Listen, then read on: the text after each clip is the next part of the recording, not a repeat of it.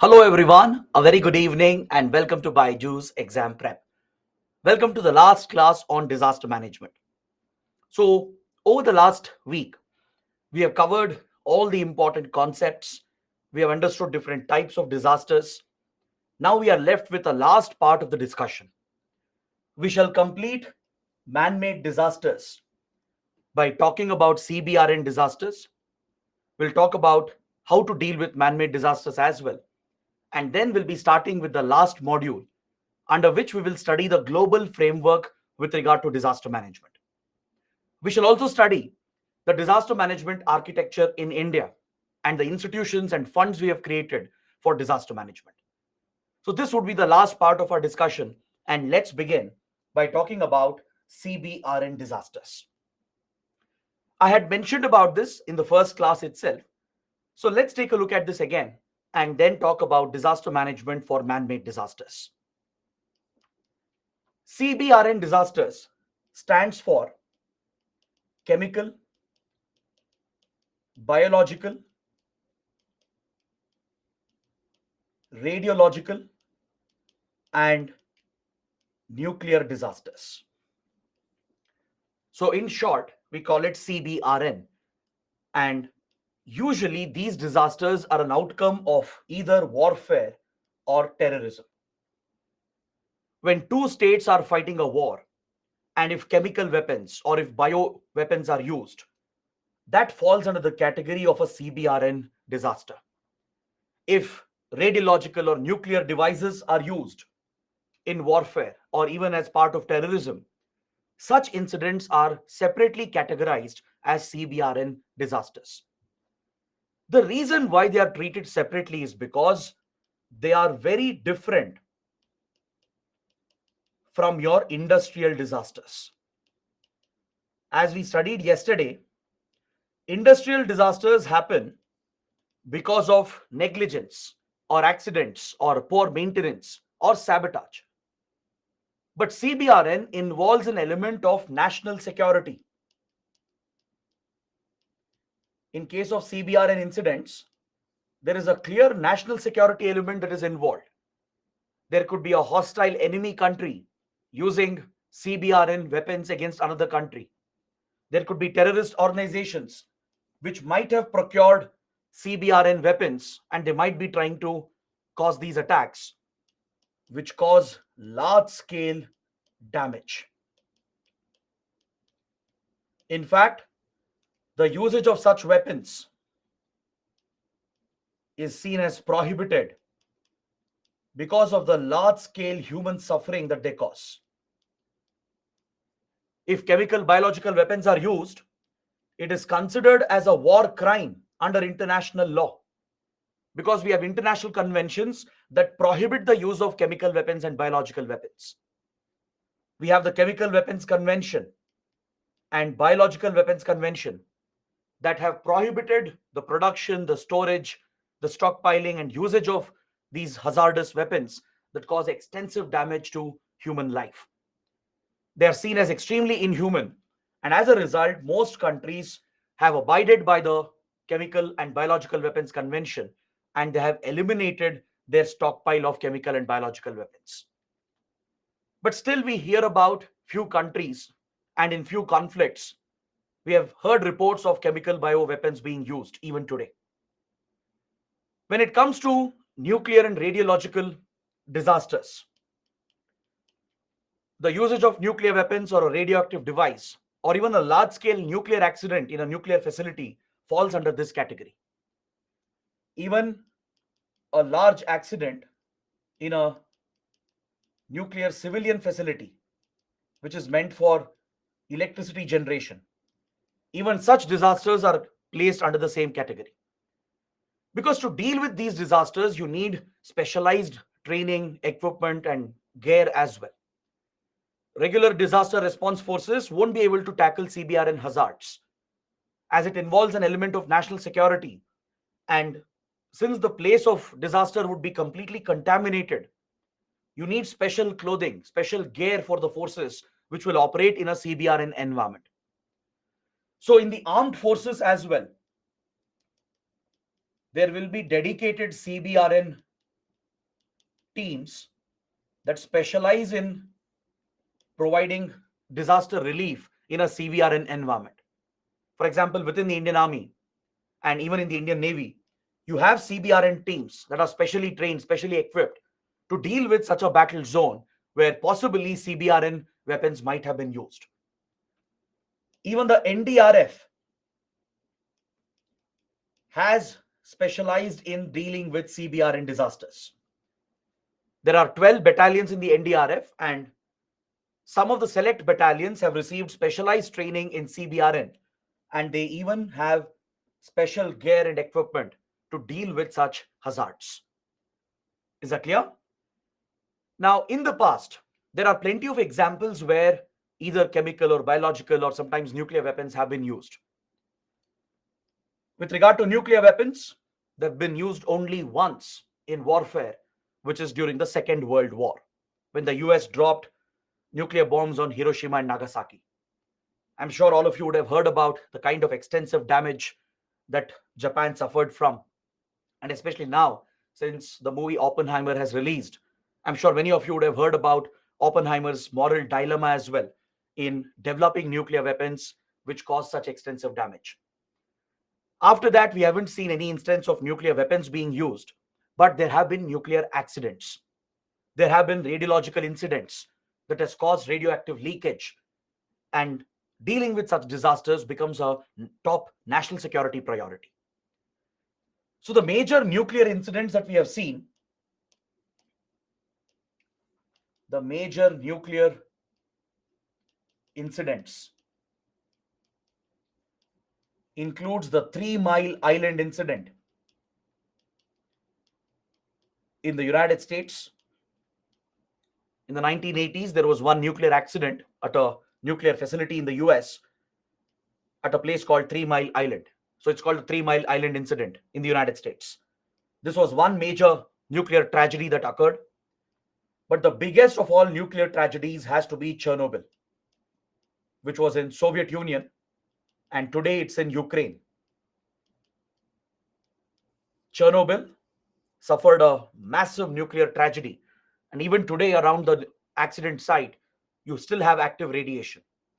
It's a completely contaminated zone, and radioactive leakage has entered the soil, the water, and it even caused extensive radiation spread across Europe as the currents and winds carried the radioactive material far away into Western Europe as well.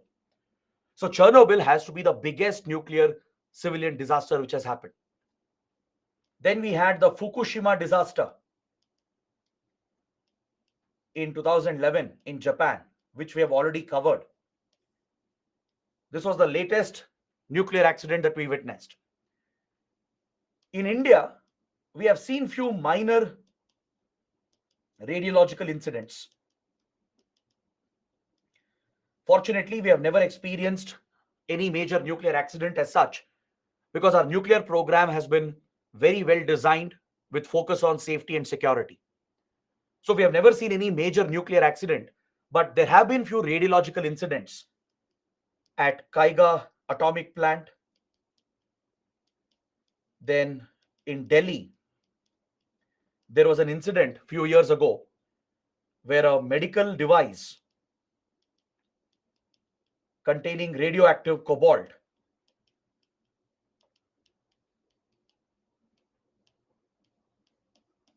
had been disposed in a market, and the scrap dealers who are handling this device, they broke it open, thus exposing themselves, and it led to a death as well in Delhi. This was the biggest radioactive scare that India had seen. Apart from this, we haven't seen any major incidents as such. There was one case of radioactive exposure at Kaiga atomic plant where few workers were affected. Apart from that, we had this incident in Delhi where you have a very popular scrapyard market where a disposed medical device that contained radioactive cobalt was carelessly opened by the scrap dealers. Again, it was not their fault. The fault was with the hospital, which had carelessly disposed a radioactive device without following the standard protocols. So the scrap dealers who found this to be a very curious object, they broke it open, hoping to find some precious metal or scrap, and essentially they exposed themselves. causing severe radioactive burns, and one person got killed as well, along with few injuries. So this was one incident we had recently where we witnessed a radioactive incident. But other than that, like I said, India has been quite fortunate. We haven't seen any major nuclear accident as such. So, as far as nuclear safety is concerned, nuclear safety and nuclear security, you have an international agency called the IAEA, which is responsible for promoting nuclear safety and security. The International Atomic Energy Agency, which is headquartered at Vienna in Austria. So, this is the global nuclear watchdog, which reports to UN General Assembly and UN Security Council. It's actually an autonomous body. It's not directly a part of the UN, but it submits reports to the General Assembly and the Security Council regarding any nuclear safety, nuclear security incidents. So IAEA plays a very, very important role in promoting nuclear safety around the world. Even during the recent Ukraine war, at the Zaporozhye power plant, there was a very big scare of the war causing a nuclear accident. Even now, the threat is there because Russian forces are involved in clashes with Ukrainian forces, and very close to the nuclear plant, clashes are taking place. According to reports, forces were sometimes deliberately targeting the nuclear plant as well. So this caused a very big scare of a possible nuclear disaster, and IAEA inspectors were also deployed at Zaporozhye. Even now, there is a team of IAEA inspectors ensuring the safety security of the Zaporozhye nuclear power plant. So that is another latest scare that we have witnessed since the Russia-Ukraine war began. All right. Then with regard to chemical incidents, major chemical accidents and incidents, we had the Vietnam War, where the US had blatantly used a very dangerous chemical agent called nerve gas, or the sarin gas, which is also referred to as Agent Orange. It's a deadly chemical agent. It's a neurotoxin, and usage of sarin gas today is prohibited under the Chemical Weapons Convention. But during Vietnam War, back in the 60s and 70s, we didn't have any such convention, and the US had blatantly used Agent Orange against Vietnamese forces. This had caused widespread destruction, inhuman destruction in Vietnam. Recently, there were reports of usage of chemical weapons by Syria and also by Russia. In the Syrian civil war, President Bashar al-Assad was accused of using chemical weapons against the rebel groups. Even Russia has been accused of using chemical weapons in the Ukrainian conflict. But again, the usage of weapons by Russia is largely unconfirmed. But Syria definitely had used chemical weapons, which was confirmed by the OPCW, the Organization for Prohibition of Chemical Weapons, which enforces the Chemical Weapons Convention. Just like IAEA promotes nuclear safety and security, to enforce Chemical Weapons Convention, we have a global body called OPCW, Organization for Prohibition of Chemical Weapons. So OPCW inspectors confirmed the usage of chemical weapons in Syria during the Syrian civil war. So these are some recent incidents. Then if you look at biological incidents, usage of, let's say, bioweapons, plague had been weaponized during the World War. Several European powers, including Nazi Germany, Britain, they had weaponized plague, and apparently it had been used as bioweapons. But weaponization of plague was quite common during the World War period. Then we have seen the usage of anthrax by terrorist outfits, including Al Qaeda, particularly after the 9/11 attacks in the US. A number of mails and parcels were received, which would contain anthrax. Anthrax is a bacterial spore. It's like a powder which would be placed inside mails and parcels and delivered to certain addresses. So when people opened the box, they would expose themselves to anthrax, which is a bioagent, a bioweapon. So we have seen such incidents in the US, but we haven't seen any major case of bio warfare. All right, but definitely many countries had developed bioweapons, including plague, then the family of coronavirus, then anthrax and other bioagents have been weaponized. At one point, all major powers, including India, possessed some kind of bioweapons or the other.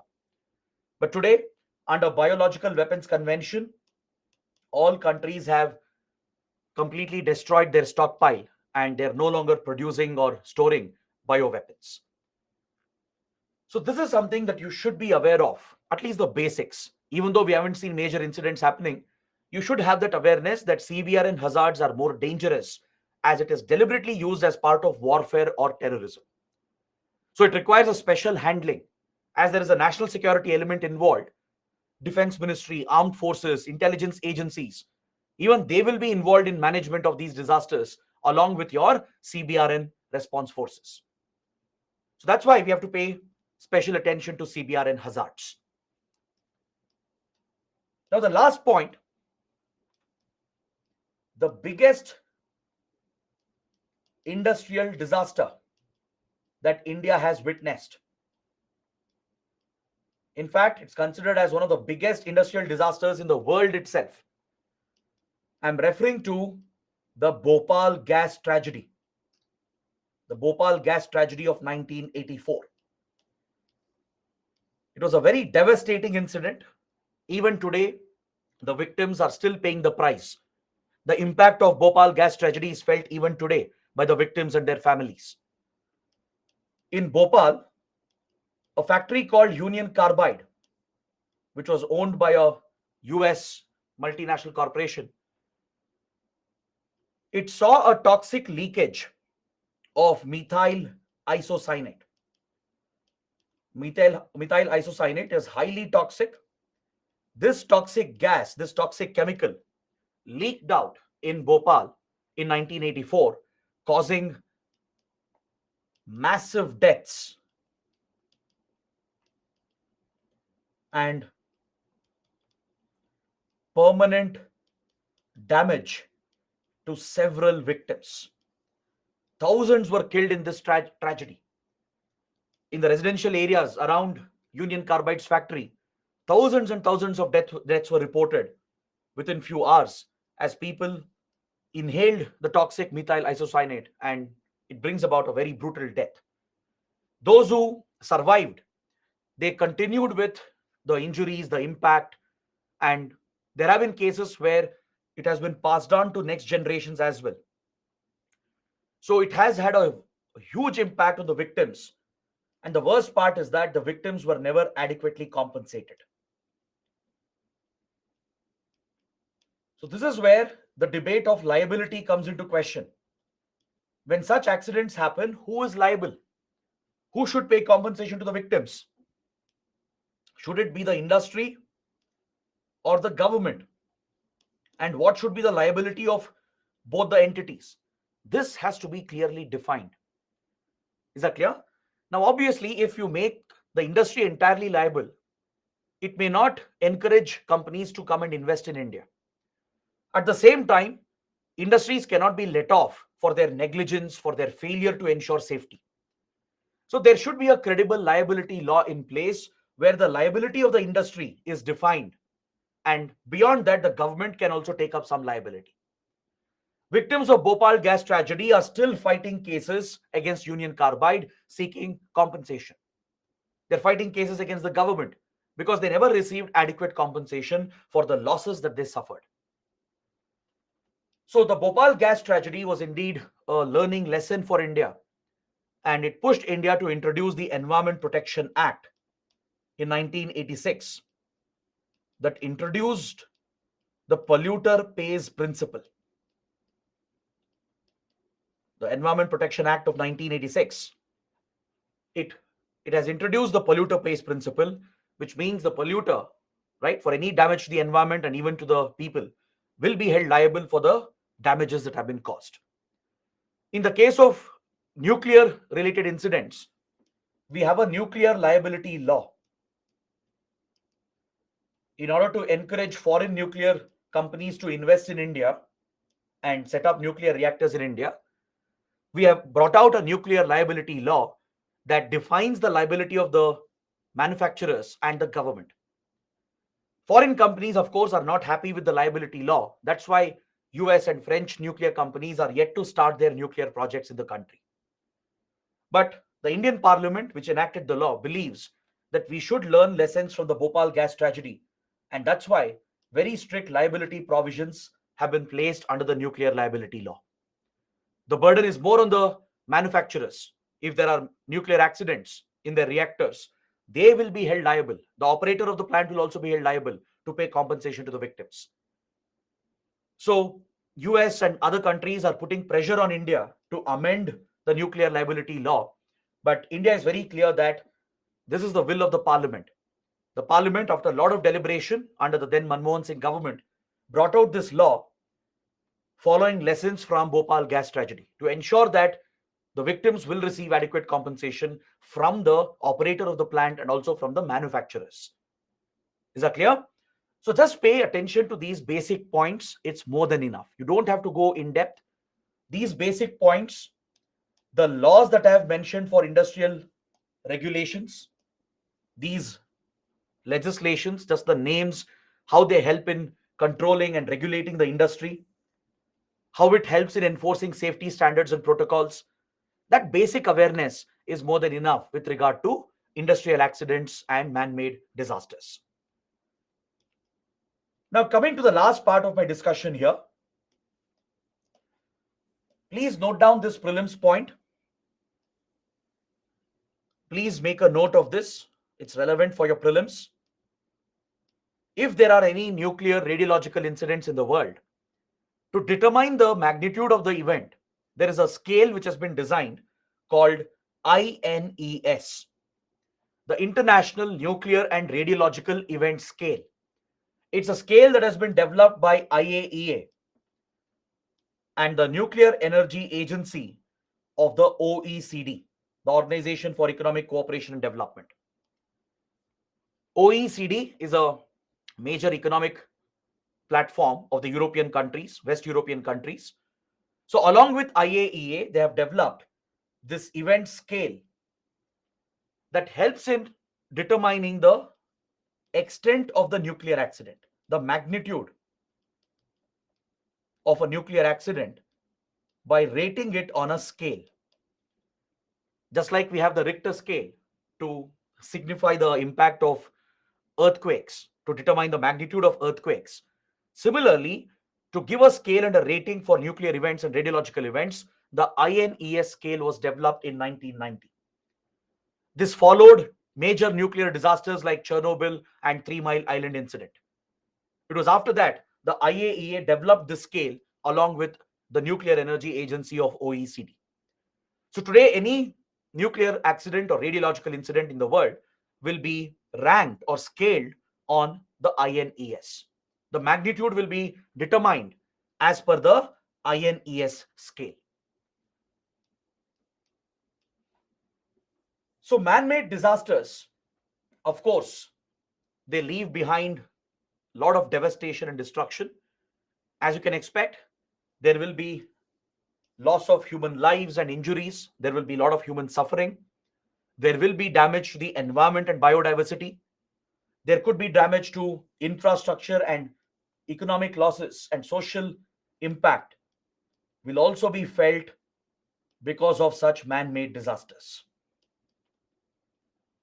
Especially industry workers, they are highly vulnerable to the impact of such tragedies, right? So it's a question of labor welfare as well. So through your labor laws, you need to provide enough social security to industry workers. Through the labor laws, you have to provide insurance. You have to build a solid social security scheme that protects industry workers in case of such accidents and tragedies. Is that clear? Because these accidents will primarily affect the factory workers and the neighborhood around it. So you have to consider the impact of these incidents, and liability laws and compensation laws have to be in place. Is that clear? Now, how do we deal with these incidents? How do we manage man-made disasters which keep occurring every now and then? Right? There are many boiler explosions which happen. There have been toxic leakage of gases, chemicals, and hazardous substances which has caused disasters in India. We have seen incidents where we have witnessed fires in factories and commercial buildings, right? So all these are man-made tragedies. So the approach is exactly the same. Just like you deal with natural disasters, you have to approach this with a holistic perspective. You have to focus on implementing the disaster management cycle and come up with measures under three stages of disaster management: pre-disaster, during disaster, and post-disaster. So if you can design effective scientific measures under the three stages of disaster management cycle and implement them effectively, you will be able to prevent some of the man-made disasters and definitely mitigate the impact as well. Many of these tragedies are preventable if industries are strictly following the safety protocols and SOPs, if they are conducting regular servicing of equipment, if they are maintaining the machinery, if they're replacing the spare parts regularly, definitely you can prevent these tragedies from occurring. With regard to fire hazard, right? Urban fire has become very common. There have been many incidents where theaters, malls, and shopping complexes have caught fire, killing many people in the country. These are completely avoidable tragedies if the fire safety norms are followed during construction. Fire exits have to be clearly built and marked. There should be availability of fire extinguishers. The personnel who are managing the building, the security guards and the operational teams, they should be trained on how to deal with fire incidents. Right? Mock drills will be necessary, training will be necessary. So enforcing the fire code or the fire standards is again the responsibility of the local authorities and the fire department. When buildings are being constructed, right? When licenses are being provided, when approvals are being given, there should be very strict enforcement of the fire standards. Fire safety norms have to be prioritized for all buildings. We have the laws, we have the regulations. Problem is enforcement. The lack of enforcement has been the biggest problem. The same with regard to industrial SOPs. With regard to standard operating procedures in industries, especially in hazardous industries, we have all the regulations needed. We have the Factories Act, we have Explosives Act, the Petrochemicals Act. They provide for enough regulations, but problem is they're not enforced by the concerned authorities and the departments. This is again due to corruption and inefficiency in governance. So tackling corruption in these departments and local bodies is critical. Enforcing these safety norms, these protocols very clearly is important to ensure safety in the industry. So along with some early warning measures, we should think about zoning standards for industrial zones. Zoning standards for industrial zones. When cities are being planned, when urban clusters are being designed, separate zones are allocated for industrial development. But problem is, over a few decades, these laws are broken, violated by the local bodies. They allow rampant expansion of the city, and residential areas will come up around the industrial corridor. If you go back and look at your city master plans, if you look at the old master plans of your cities, you will see that industrial clusters were supposed to be located on the suburbs of the city, on the outskirts of the city. But today our cities have expanded without any planning, and The industrial clusters have been surrounded by residential layouts. So any accident which happens in these factories will immediately affect the civilian population in the residential neighborhood. This is again the fault of local bodies, the state governments, and the politicians and the officials who have not enforced the regulations, because there is a nexus between them and the industry. Is that clear? So tackling corruption at the grassroots is critical, and enforcing zoning standards will really help in containing the damage. If hazardous industries are located at a safe distance, away from cities, away from dense population, even if an accident were to happen, you can still mitigate the damage. I'll give you an example. Recently, in 2020, when the lockdown was lifted, the first lockdown, several factories were not maintained because of the lockdown restrictions. In Vizag, that's in Vishakhapatnam, there was one major tragedy which happened as soon as the lockdown was lifted.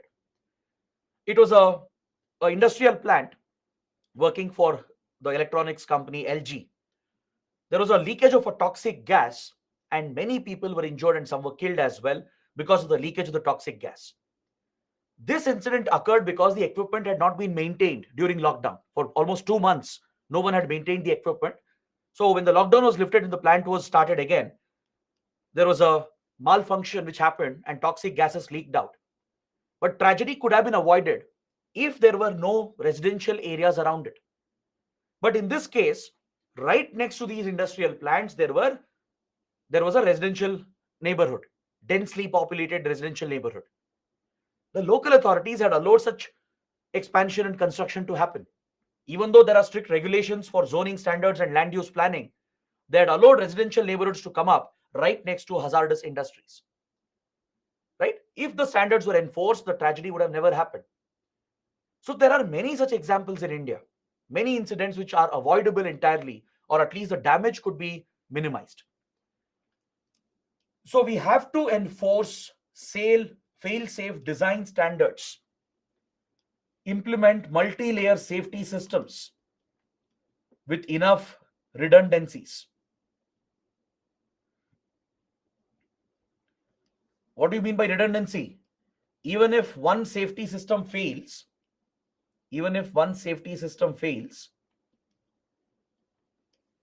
there should be a backup. And for a backup, there should be another backup. Having multiple backups ensures a fail-safe design. That's what you mean by redundancies in a system.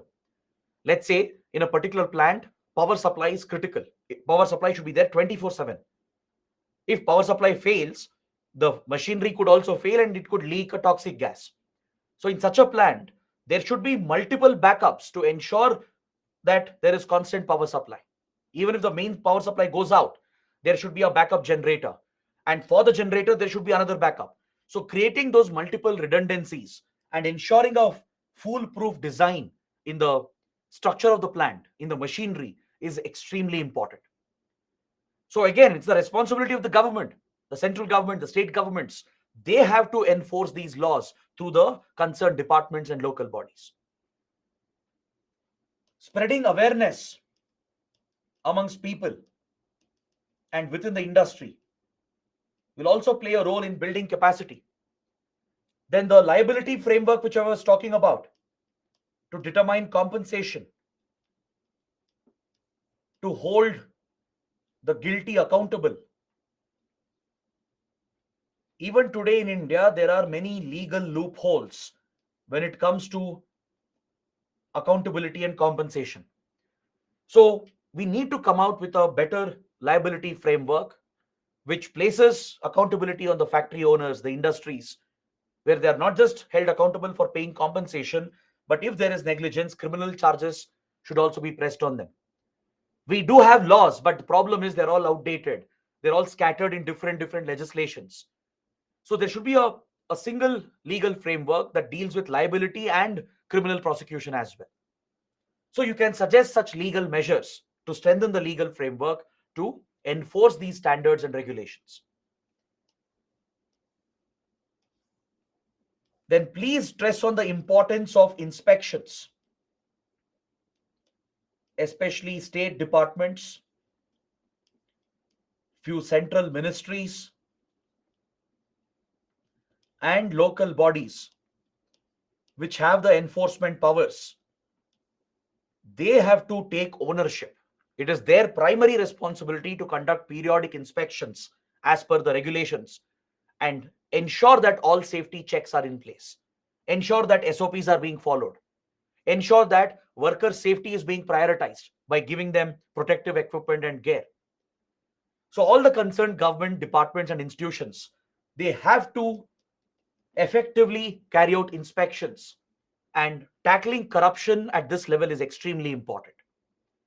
Good governance has to be introduced, corruption has to be tackled, right? That's when we can provide for strict enforcement of the regulations. And finally, you need dedicated response for these disasters. Since industrial disasters and CBRN hazards are of extremely dangerous nature, you need special training, special equipment, and resources to deal with such situations. So this should be made available to the response forces. Is that clear? Now, for example, when COVID-19 broke out, right, it was a biohazard. You saw how the frontline responders started wearing PPE kits, masks, etc. Such protective gear is essential. Similarly, in a CBRN environment where chemical bioweapons have been potentially used, right, protective gear is very, very critical. Filtration masks and protective clothing, then detectors to detect the extent of damage. So such tools, technology has to be brought in, such resources has to be brought in to empower the response forces to respond effectively during such incidents. Modern firefighting techniques, techniques to contain the spread of harmful chemicals or biohazard agents, right? All that has to be incorporated into the disaster response plan. So by doing that, you can prevent some of the disasters and you can at least mitigate the impact of disasters. So paying attention to man-made disasters is as important as paying attention to natural disasters. Especially in countries like India, in developing countries, chances of industrial accidents are more. It's mainly due to poor maintenance, negligence, and lack of servicing and lack of safety standards. So that's why the government has to take the lead, create the legal framework, create early warning systems where possible, strengthen the response mechanisms, and ensure that the industry follows the safety standards and norms.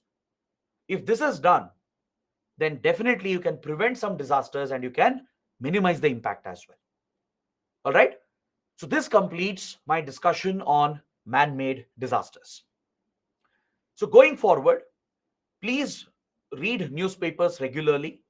If you come across any industrial accident, right, or any major industrial tragedy which has happened in India or around the world, please make a note of it, because you can use that as examples when you're writing this answer. You can get a broad question on man-made disasters, on industrial accidents and disasters. When you're explaining these points, it's always good to add some examples. As I gave you some examples like Bhopal gas tragedy, the gas leak in Vishakhapatnam, boiler blasts in NTPC power plants, the recent fire in a tutorial center in Delhi, right? The major nuclear incidents. Just the name, just the example will be helpful to substantiate your argument. So please make a note of such major industrial accidents which are going to happen in the future and use that directly in your answers. All right. Now, if you guys have any questions, any doubts on hazards and disasters, please let me know. I can spend few minutes on your doubts. And after that, I'll be starting the last module. We'll be talking about UN and disaster management and the disaster management framework in India. And we'll also look at some previous questions. So before we head towards the last module, let's spend few minutes on your questions and doubts. Lyron Lapakam is asking, please repeat adoption of fail-safe design. See, even when the industrial plants are being built, when factories are being set up, when machinery is being installed, safety protocols have to be followed. In the design of the plant, fail proof or fail safe design has to be incorporated. Now, let's say in a factory, boilers and furnaces are being used. So, when connecting the pipes, when designing the boiler itself, when installing it, fail safe designs have to be used to ensure that you don't witness any accidents in the future. All the required safety measures have to be taken. Similarly, plants dealing with dangerous chemicals, toxic chemicals, they have to create multiple backups to prevent any leakage from the plant. Even if there is an accident, it should be contained within the plant. It shouldn't leak out into the environment. So you can incorporate the safety design in the construction of the plant itself. That's what you mean by a fail-safe design or foolproof design. And for safety systems, there should be multiple backups. There should be redundancies in the system. Even if one fail-proof system goes down because of some malfunction, there should be another backup which kicks in. Is that clear? Now imagine there is a toxic chemical plant where the functions, operations are controlled through a computer. Imagine there is a cyber attack on this network and the computer is brought down. And because of that, there might be a chemical leakage. So in such incidents, there should be a backup. There should be a redundant system, a foolproof system, where even if some control systems are down, there should be backup systems which take over the operations and ensure the safe functioning of the toxic chemical plant. So this is what you mean by fail-safe design or foolproof design. Vaishna is asking what type of disaster is a oil spill. Oil spill is an environmental disaster. It's not exactly a disaster under this category. It's an environmental disaster. It's for environment and ecology. Vijay says a sanitizer factory caught fire, sir, during COVID-19. Yes, that was also one accident. So any such examples that you have read in newspapers, make a note. And you can use that when you're talking about industrial disasters. You can further give a better explanation based on that.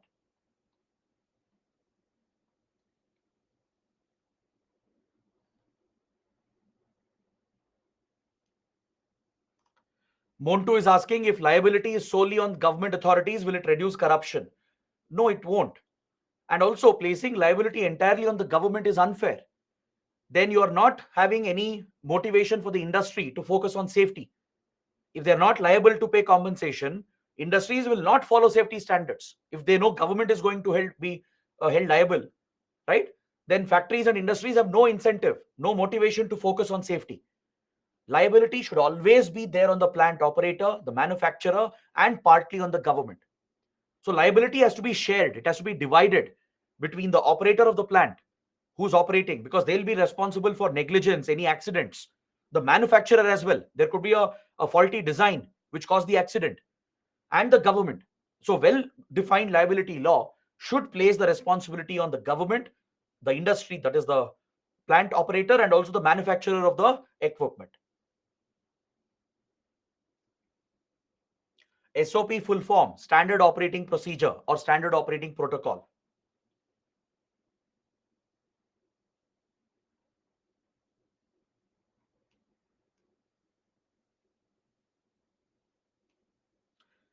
Vipul is asking, can we give name of nuclear threat as sixth generation warfare? No.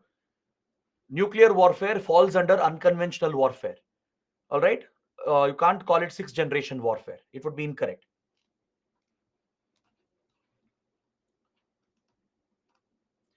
Santosh is asking, is there any mechanism to clean seas from polluting by crude oil? Unfortunately, no. Yes, there are few technologies through nanotechnology. There are some compounds which have been developed even through live organisms like certain bacteria.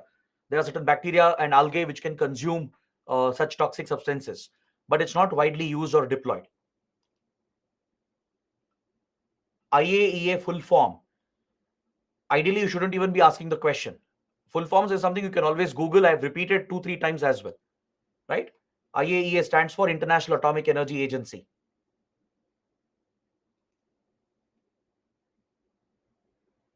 Devansh is asking, a nuclear winter is an apocalyptic event? Potentially, yes. So Devansh is referring to the aftermath of a nuclear blast. It's believed that if there are mega nuclear explosions carried out, let's say multiple nuclear bombs are used in a conflict, then the resultant nuclear cloud, the mushroom clouds that's going to envelop the earth, right? It can cause a potential nuclear winter. Just like a volcano can release a lot of particulate matter and cover the atmosphere and block sunlight. Similarly, large scale usage of nuclear weapons in a potential apocalyptic war can cover the entire earth, blocking sunlight, which could push us into a nuclear winter, right? So it's a hypothetical situation which is a likely possibility in case of a full blown nuclear war between all major powers.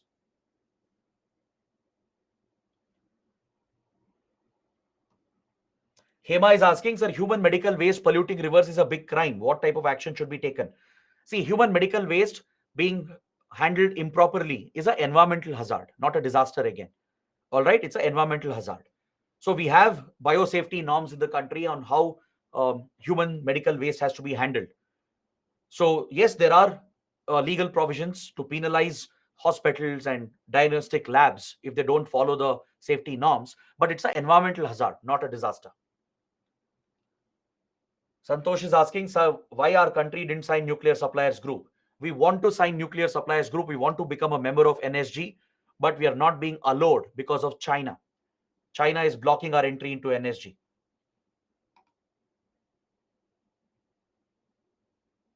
Shweta is asking, sir, are current affairs webinar topics very important? Of course. That's why we are conducting webinars every week, right? And it helps you revise and cover all the weekly developments. Every Tuesday and Thursday, please attend the webinars. It'll help you to cover current affairs very easily.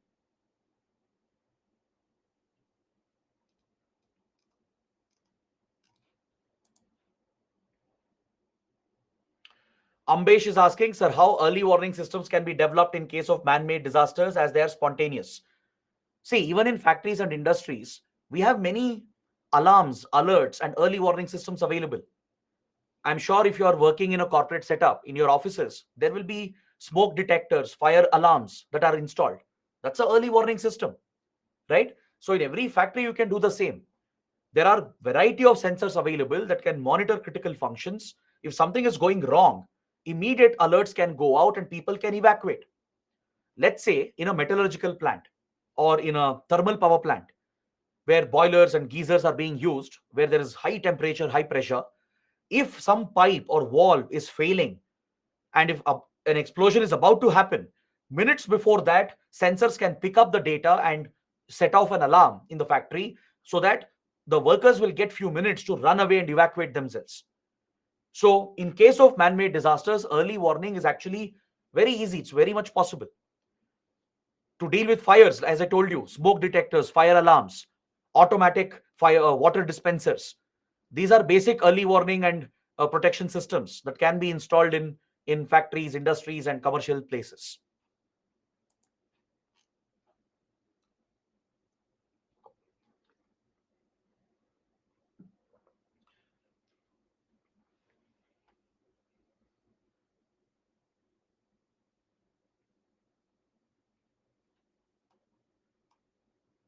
Hema is asking, sir, in Bhopal gas tragedy, it was the biggest man-made disaster which happened in India. Can we express government's negligence in it?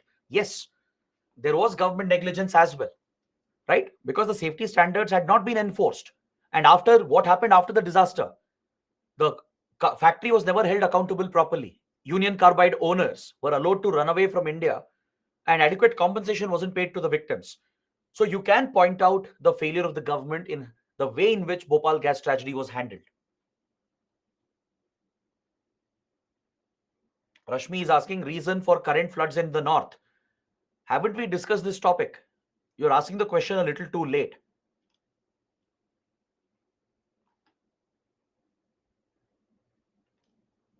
Is fire at a petrol bunk a disaster? That would be more of an accident, not a disaster.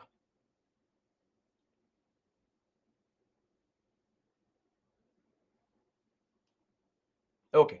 So, guys, these are some of the questions. Now, let's move on to the last part of disaster management. It's a small module, but still the points are very, very important. The topics I'll be covering will be extremely important for your mains, even for your prelims. All right. First, we'll focus on the global framework for disaster management. It might take around 1 hour or so, or maybe less than that. So let's complete this first.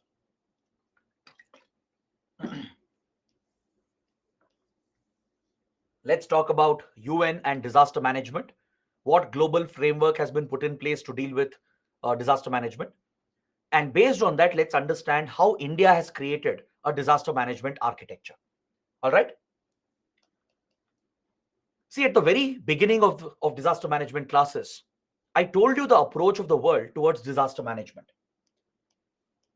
I'm sure many of you would remember the discussion. I had told you that before 1990s, disaster management was seen as an ad hoc part of governance. Most governments in the world before 1990s, they did not pay enough attention to disasters. They never implemented a comprehensive holistic approach for disaster management because these were seen as one time emergencies. It was seen as a one off event. Let's say in some country volcanic eruption happened, in some country floods happened, in some country earthquakes happened. In India there was a cyclone which hit the country. These were seen as one off incidents, one off natural tragedies happening here and there. So as a result, governments never paid holistic attention to disaster management. They were only reacting to disasters. There was no planning, no preparedness, no dedicated institutions, no dedicated response forces, no dedicated funds allocated, no early warning systems. Once the disaster happened, then governments would react and provide some basic emergency relief. They would arrange for some basic response through the armed forces, through regular armed forces itself, the army, navy, or air force. They would conduct some search and rescue operations, give some assistance, and provide some emergency relief through medical aid, food, shelter, compensation, etc. So this was a reactive approach of governments towards disasters prior to 1990s. Is that clear? Before 1990s, it was a reactive ad hoc approach. Now, this underwent a major change post 1990s. This approach witnessed a major change after 1990s thanks to the role of the United Nations. The UN played a very, very important role in pushing a debate on environmental issues, on environmental hazards, and its connection with extreme weather events and disasters. This awareness slowly started coming up through the 1950s, 60s, 70s, 80s. Slowly, there was greater awareness on the environmental damage that we humans were causing. Until the end of World War II, we never bothered about the environment. We never cared about pollution. Right? Industrial revolution had caused massive pollution in Europe. London especially was suffering from severe smog conditions, and yet very limited action was taken, and we humans in general didn't pay attention to pollution and environmental damage that our activities were causing. The world wars itself caused massive pollution and environmental damage, right? Because of all the explosions, because of the increase in industrial production to produce weapons and other supplies for the war. So there was massive environmental damage throughout 1800s and 1900s. For a good 150 years, we had massively polluted the earth, released a lot of greenhouse gas emissions, which had started affecting our environment and biodiversity. It was only after the World War ended, it was only from 1945 and 1950s onwards that some attention was given to environmental issues through the United Nations.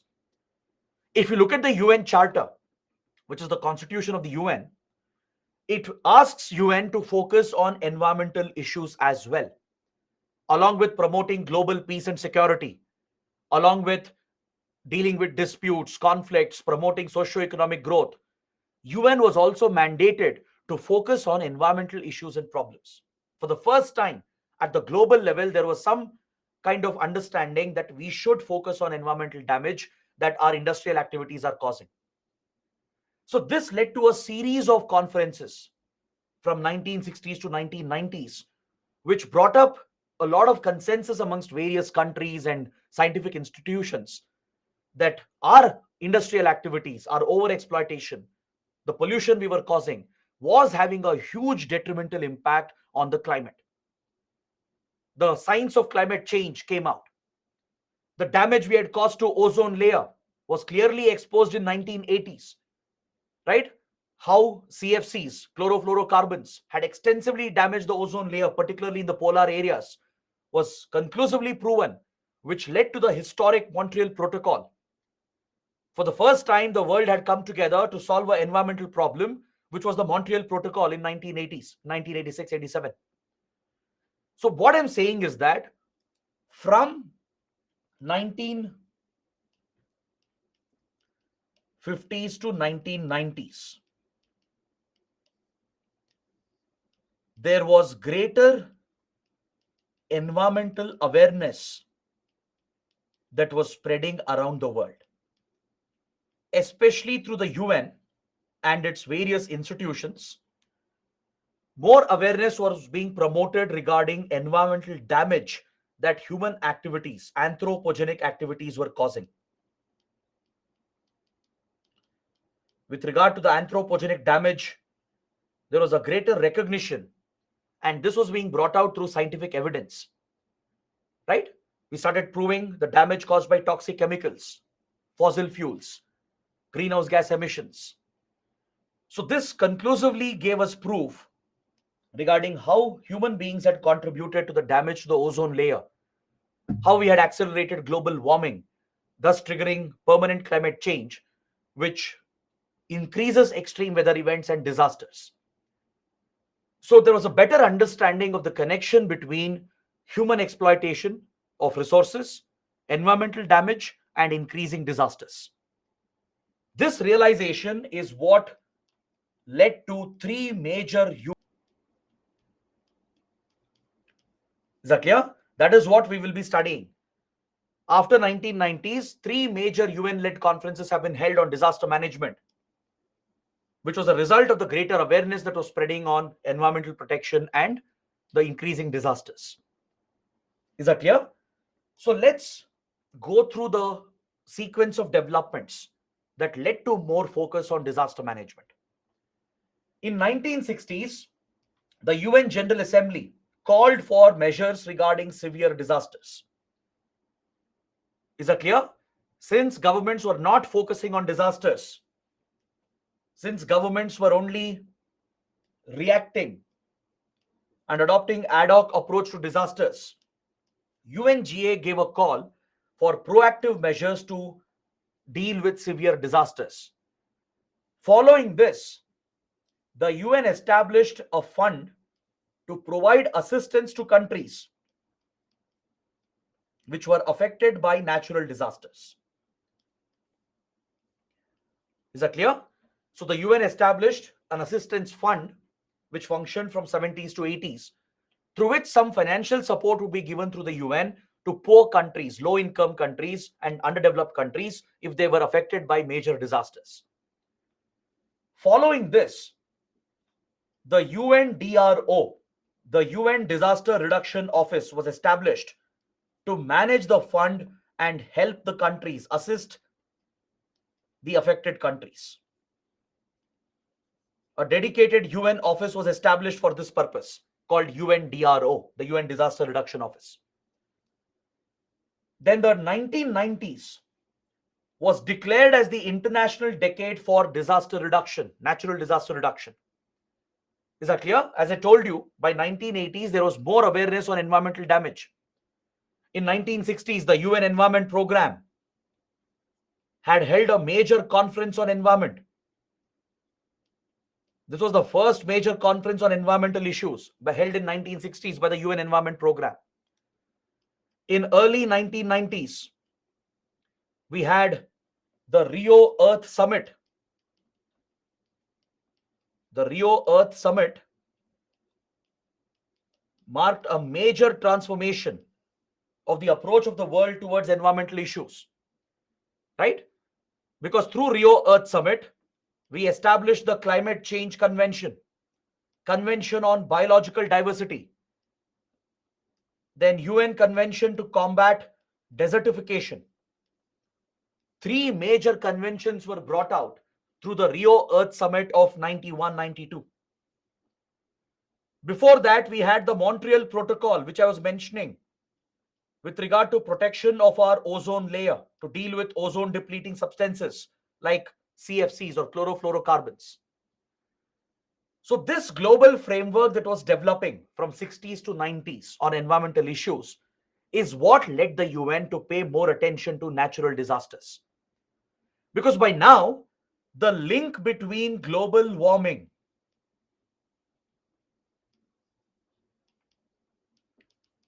environmental damage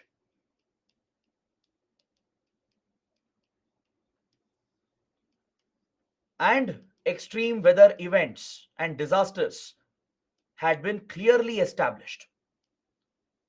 It had been clearly established with scientific evidence that our industrial activities, our exploitation of resources, the pollution we were causing, right, the global warming we had contributed to, these events were leading to more disasters, more extreme weather events. So this understanding led the UN to declare the 1990s as the International Decade for Natural Disaster Reduction. This was a landmark development. For the first time, global focus and attention was being shifted towards disaster management. And in 1993, the UN convened the first major conference, the World Conference on Disaster Reduction. Is that clear? Japan took the leadership role, as Japan was one of the biggest victims of disasters. It decided to host these UN conferences, and the first conference was held at Yokohama. Is that clear? Following this, two more conferences were held at Hyogo and Sendai. These are the three UN-led conferences which Japan has hosted, focused on disaster reduction and disaster management. Got it? So in 1994, the first World Conference on Disaster Reduction through the UN was organized at Yokohama with complete support from Japan. The International Strategy for Disaster Reduction was also launched by the Economic and Social Council, the ECOSOC, which is one of the principal organs of the UN, and the UN Disaster Reduction Office was now named as UNISDR. It was restructured as the UN Institution for International Strategy for Disaster Reduction. The UNISDR was set up. Now, this became the lead UN body to focus on disaster reduction, to implement the global strategy on disaster reduction. So the decade of 1990s was very crucial with regard to disaster management. First, we had Rio Earth Summit focusing on environmental issues like climate change, desertification, conservation of biodiversity. So these three conventions had come out. Parallelly, the decade was declared as International Decade for Disaster Reduction, and the first World Conference at Yokohama was held in 1994, which eventually led to the International Strategy for Disaster Reduction. And accordingly, UNISDR was established through the United Nations. So the UN has played a direct role in bringing the countries together to focus on disaster management and to provide for a proactive, holistic approach to disaster management. Now, this is the change that you witness in disaster management. From a reactive and ad hoc approach before, we have changed towards a proactive, holistic approach by adopting the disaster management cycle with focus on disaster risk reduction. Is that clear? So the three UN conferences have contributed to this, starting with the Yokohama Conference. So the World Conference on Disaster Reduction is a series of UN-led conferences. Till now, three conferences have been held. All three conferences have been hosted by Japan. All right. First was Yokohama Conference in 1994, the Hyogo Conference in 2005, the Sendai Conference in 2015. These are the 3 UN conferences, the World Conference on Disaster Reduction. The UNGA has adopted the International Strategy for Disaster Reduction, and the previous Disaster Reduction Office became UNISDR. It became the UN body to implement the framework adopted through these conferences. After each conference, a framework would be brought out, right? Under Yokohama, under Hyogo, Sendai, few goals and targets were defined and identified. So implementing them, helping other countries to achieve those goals and targets became the task of UNISDR. All right? So essentially, the UN's mandate in disaster management has expanded quite considerably in the last few years. And recently, the second and third conferences also have been held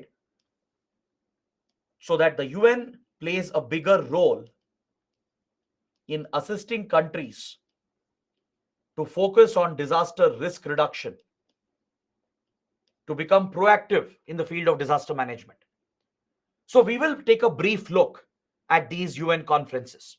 You should have that basic awareness regarding these 3 world conferences that have been held on disaster risk reduction. Is that clear? So please understand the background, the role of UN, and how our approach has changed, the global approach has changed from 1990s onwards. All right? So to summarize, prior to 1990s, we never paid much attention to environmental issues and disasters. It was a reactive ad hoc approach around the world. But after Second World War, there was growing awareness regarding environmental damage that we were causing. So throughout 1960s, 70s, and 80s, a lot of UN conferences were held which dealt with environmental issues. All right? We had the Stockholm Conference held by UN Environment Program in 1960s. Then the Montreal Protocol in 1980s. Rio Earth Summit that led to 3 major conventions in 1990s. We brought out Climate Change Convention, Convention on Biological Diversity, UN Convention to Combat Desertification. So basically, during these 40 years, from 1950s to 1990s, the world changed with regard to its understanding of environmental issues and how it is connected to disasters. So as disasters were increasing due to human intervention, as the impact was growing and as developing countries were facing the bigger impact, the UN pushed for International Decade of Disaster Reduction, and it contributed to the World Conference on Disaster Reduction. So from 94, 3 world conferences were held, hosted by Japan. The Yokohama Conference gave rise to Yokohama Strategy and Plan of Action. Hyogo Conference led to Hyogo Framework for Action that was implemented for 10 more years. And currently, we are implementing the Sendai Framework for Disaster Risk Reduction during this period. All right, so please remember the timelines as well. It's very important. From 94 to 2004, the world was following the Yokohama Strategy and Plan of Action, including India. Then Hyogo Framework was adopted for the next decade. And from 2015 to 2030, along with UN Sustainable Development Goals, as part of Agenda 2030 of the UN, the Sendai Framework was adopted, which focuses on disaster risk reduction. Is that clear? Now, let's take a brief look at each of the frameworks. You don't have to by heart this, you don't have to mug it up. Sendai Framework will be more important, but just take a brief look at what principles, goals were contained under Yokohama Strategy and Hyogo Framework. Understanding that development is more important. You don't have to sit and mug up every point here. It's unlikely for UPSC to ask a question on Yokohama and Hyogo. All right, maybe for prelims, not for mains. So don't sit and mug up the 10 principles and the goals. Just understand how UN contributed to this changing development in disaster management. Sendai Framework is more important. There, of course, you have to remember the goals which have been laid out. All right. So let's look at Yokohama Strategy and Plan of Action that introduced 10 principles for a safer world with regard to disasters. The countries which participated in the Yokohama conference, they agreed on 10 guiding principles. All right. Now, these commitments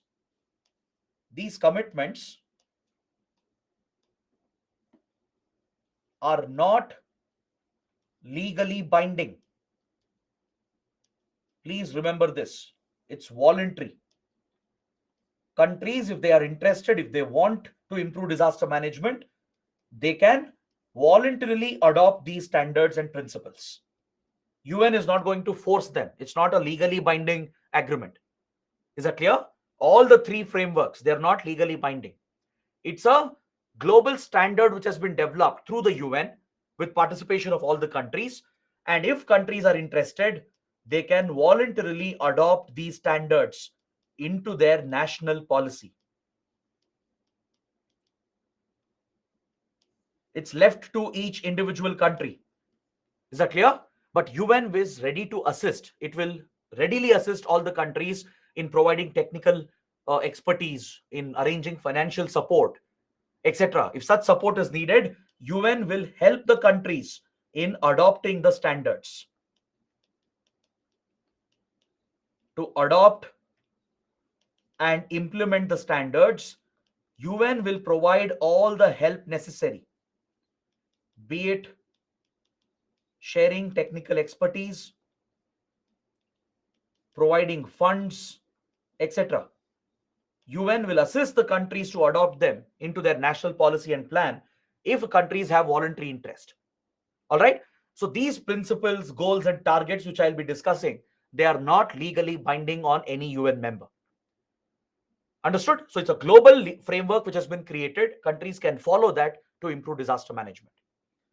So under Yokohama strategy, brought out in 1994, 10 principles were identified that focused on risk assessment, which is nothing but risk analysis that we have studied. Remember, under every disaster, I kept pointing out that in pre-disaster phase, what is the first step? First step is to understand hazard and vulnerability. Create hazard vulnerability maps. Understand the risk through scientific studies and assessment. That's what you mean by risk assessment. Today, if India and other countries are following this process, it's because the principle was outlined under Yokohama strategy. First principle is risk assessment. Understand the risk. What risk is posed by a disaster? Next, disaster prevention preparedness concepts were introduced. Focusing on prevention and preparedness, this was made a priority as part of disaster management to reduce the need for providing emergency relief later during the disaster. Is that clear? Priority was placed on prevention and preparedness, preventing disasters from happening, preparing before a disaster occurs. So you don't have to scramble your emergency relief after the disaster has happened. Next, it highlighted the importance of all the government levels in implementing disaster management processes, be it the national government, the provincial, regional governments, local bodies, and as well as bilateral, multilateral, international mechanisms. The UN said, if we have to prevent disasters, prepare for it, and reduce the impact, national governments have to work closely with provincial governments and local bodies. This is within a country. Within a country, the national government, that's the central government, has to work closely with provincial governments, the state governments, and the local bodies. Similarly, at the global level, there should be bilateral, multilateral, and international efforts through bilateral relations, through multilateral groupings, and through international organizations. There should be collaborative effort to implement these standards to prevent disasters and prepare for disasters. That was the third principle. Next, developing and strengthening capacities to prevent, reduce, mitigate disasters. essentially capacity building was highlighted. Because without capacity building, how will you procure the resources?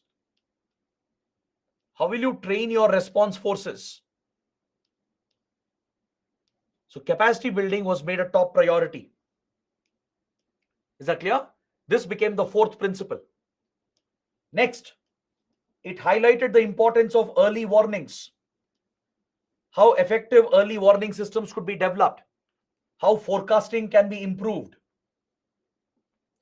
and how real-time alerts can be given out in order to safeguard the population before disasters can strike. So it urged countries to rely on technology, use telecommunications, satellite technology, and other advanced meteorological tools to forecast disasters before they happen and give out early warnings so that it can help in evacuations. So that timely evacuations could be carried out. Is that clear? Next, the role of local community was highlighted in disaster management, which I was stressing from the first class. From the first class under disaster management, for every disaster, I was pointing out how important local communities will be in assisting the government authorities in responding to disasters in order to contain the damage. Because local communities can always provide effective response if local communities are better aware, if they are trained, right? The local people can contribute to disaster management efforts. They need not wait for government forces to respond. So involvement of local community in planning and preparedness is extremely important, and this principle was highlighted under Yokohama strategy. Next, the importance of reducing vulnerability and as well as deploying necessary technology in disaster management was highlighted by Yokohama strategy. And finally, focusing on environment protection to deal with the socio-economic impact of disasters. Because as I explained, disasters such as these can increase poverty levels. If you don't tackle them, if you don't bring down the environmental risks, if you don't prevent and mitigate disasters, it will have a huge socio-economic impact, especially on the poor people, right? So your socio-economic goals will be impacted. So that's why Yokohama strategy urged governments to focus on environment protection because it's consistent with poverty alleviation goals. It made the world realize that if you have to tackle poverty, if you have to improve your socio-economic indicators, then you have to protect your environment and deal with disasters effectively. And finally, each country was asked to take the primary responsibility for protecting its people and its infrastructure. Every country was urged to mobilize the required resources to deal with disasters. And especially developed countries were asked to help developing underdeveloped countries. This is a very, very important principle because the UN recognized the disproportionate impact of disasters. The countries agreed that disasters have a bigger impact on developing nations and underdeveloped nations. So developed countries were urged to give support, to give assistance to developing nations, low income and middle income countries, so they can withstand the impact of disasters. So these 10 principles were brought out under Yokohama strategy, which essentially laid the framework for the disaster management cycle. This is what brought out the 3 stages in disaster management. It introduced a structured, holistic response to disaster management with pre-disaster, during disaster, and post-disaster measures. Is that clear? The DM cycle we studied at the beginning of the subject, and the various disasters we covered, right? Everywhere I kept talking about disaster management cycle. Where do you think this originated from? It originated from here. These principles that were laid down, it gave a structured approach to disaster management. A structured, holistic approach was introduced through Yokohama strategy. It cemented the DM cycle with pre-disaster planning and preparedness, during disaster response and relief, post-disaster recovery and reconstruction. So these concepts were introduced which formed the DM cycle that we implement today. Is that clear? If you look at the 10 principles, all the key terminologies, that is prevention, preparedness, relief and recovery, relief and response first and then recovery, reconstruction, rehabilitation.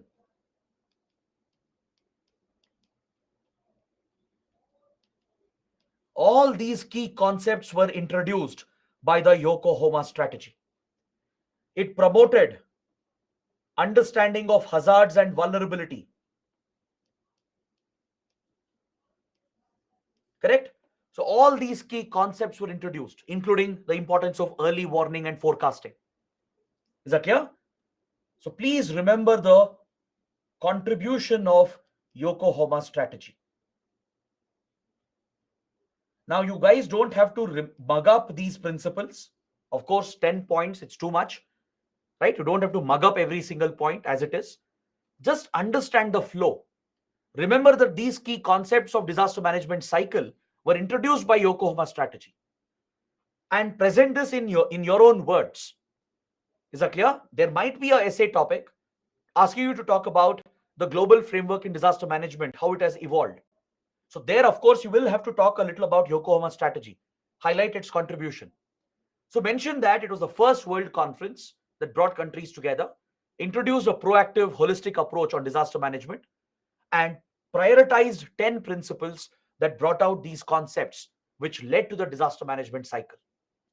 It introduced a structured, holistic response to deal with disasters. Right? So you can explain these points in your own words without mugging it up. Is that clear?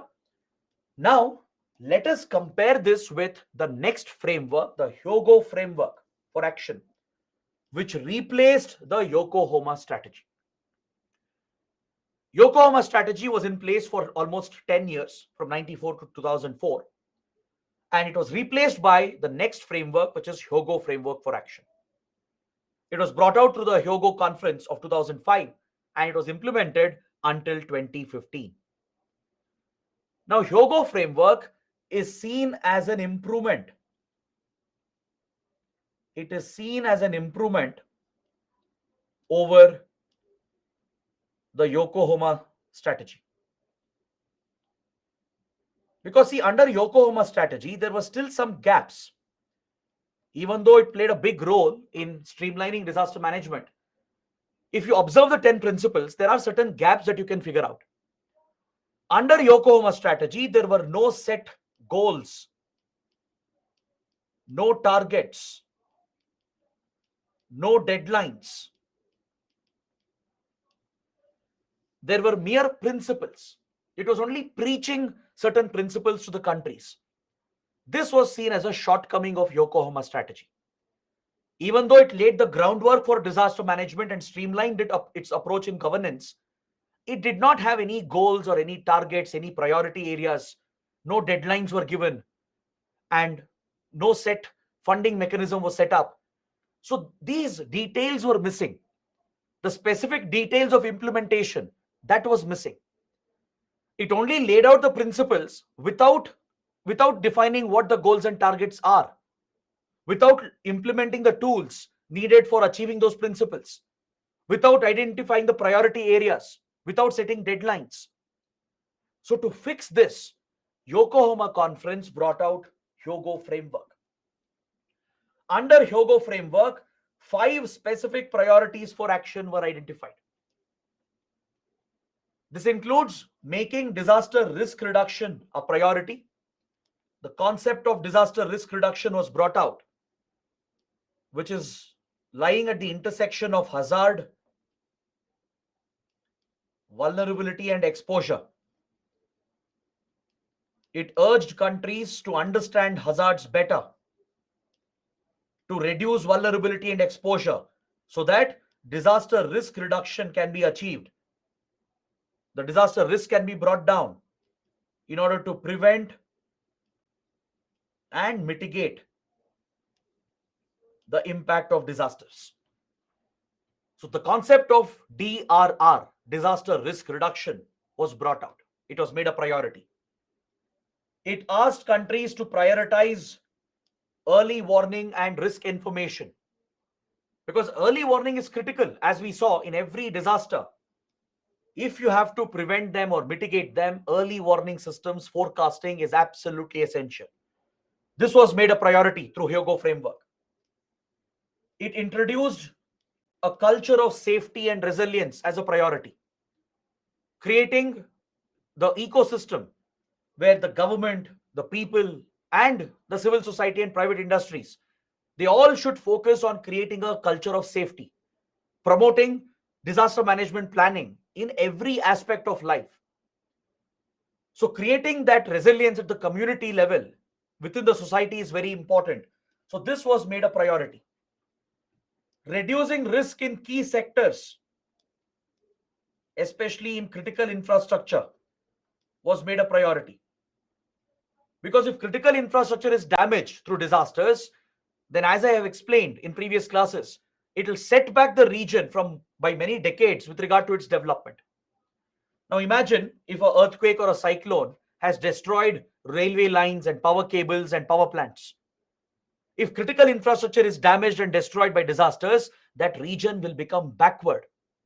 It will lose 10, 20 years of development.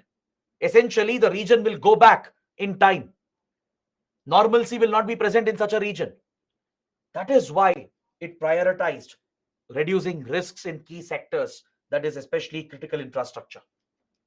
And finally, called for better preparedness to provide efficient response during disaster. These five were identified as priority areas for the countries which had adopted the goals of Yokohama strategy. The principles streamlined disaster management, and now set of priority areas were given to countries. So India adopted both of them. We drew inspiration from Yokohama strategy and Hyogo framework. We drew inspiration from Yokohama and Hyogo,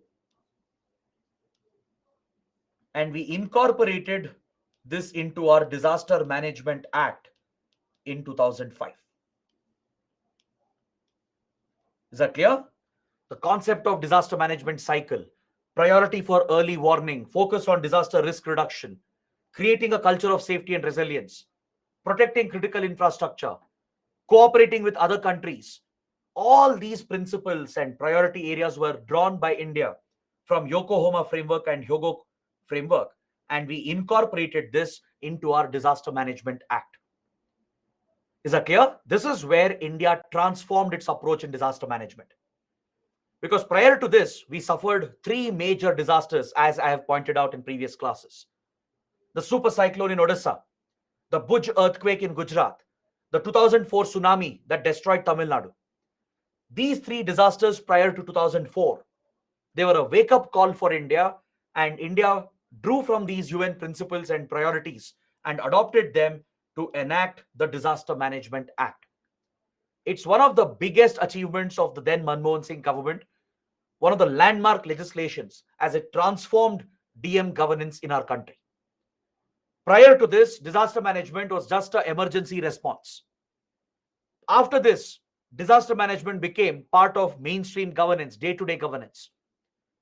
So from central government to state government to district authorities, at every level, today there is focus on disaster management.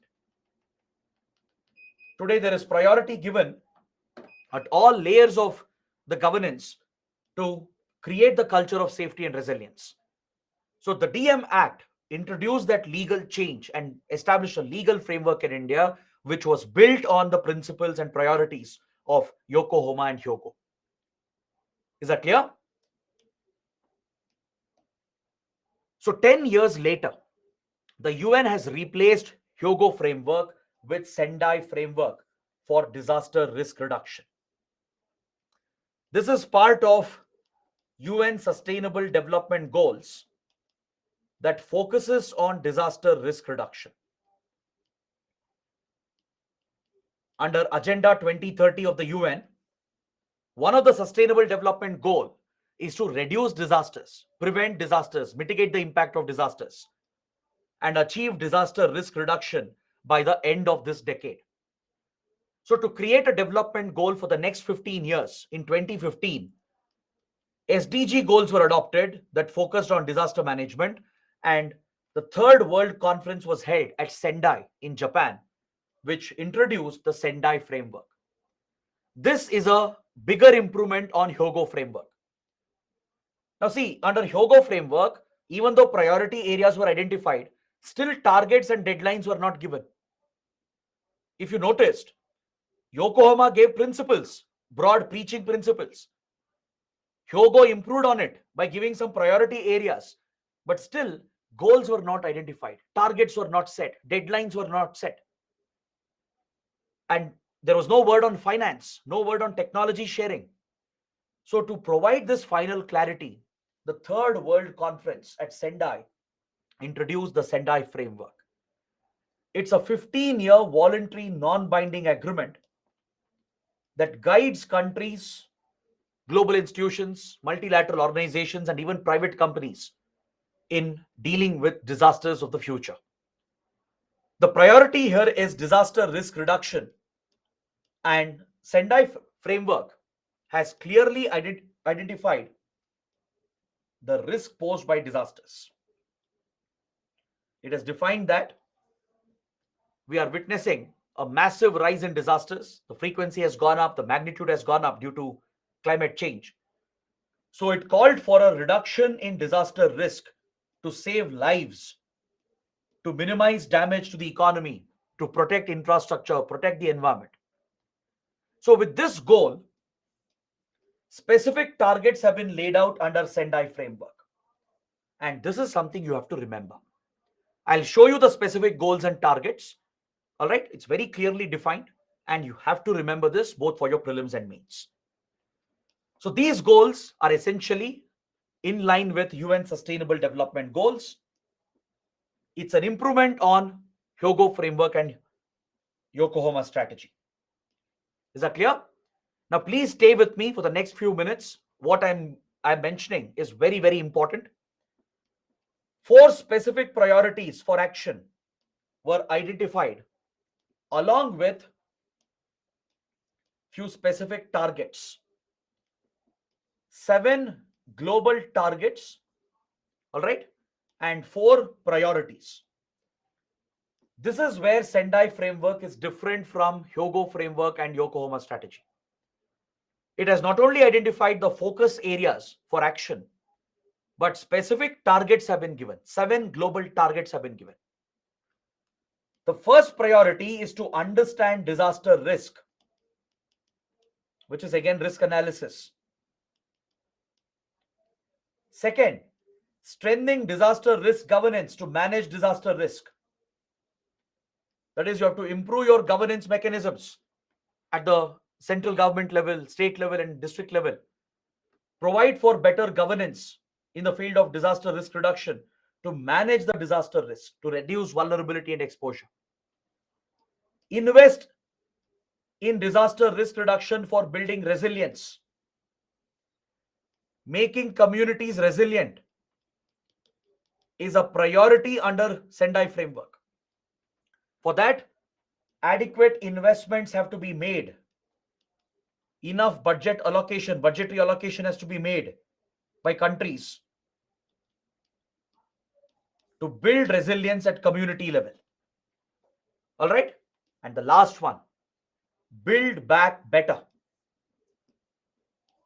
That is, after a disaster, after the impact of the disaster, to focus on recovery, to reconstruct, rebuild all the damages, the infrastructure, and rehabilitate the people who have lost their homes and livelihood. Build back better became the mantra, which is the fourth priority under Sendai framework. This again complements the DM cycle.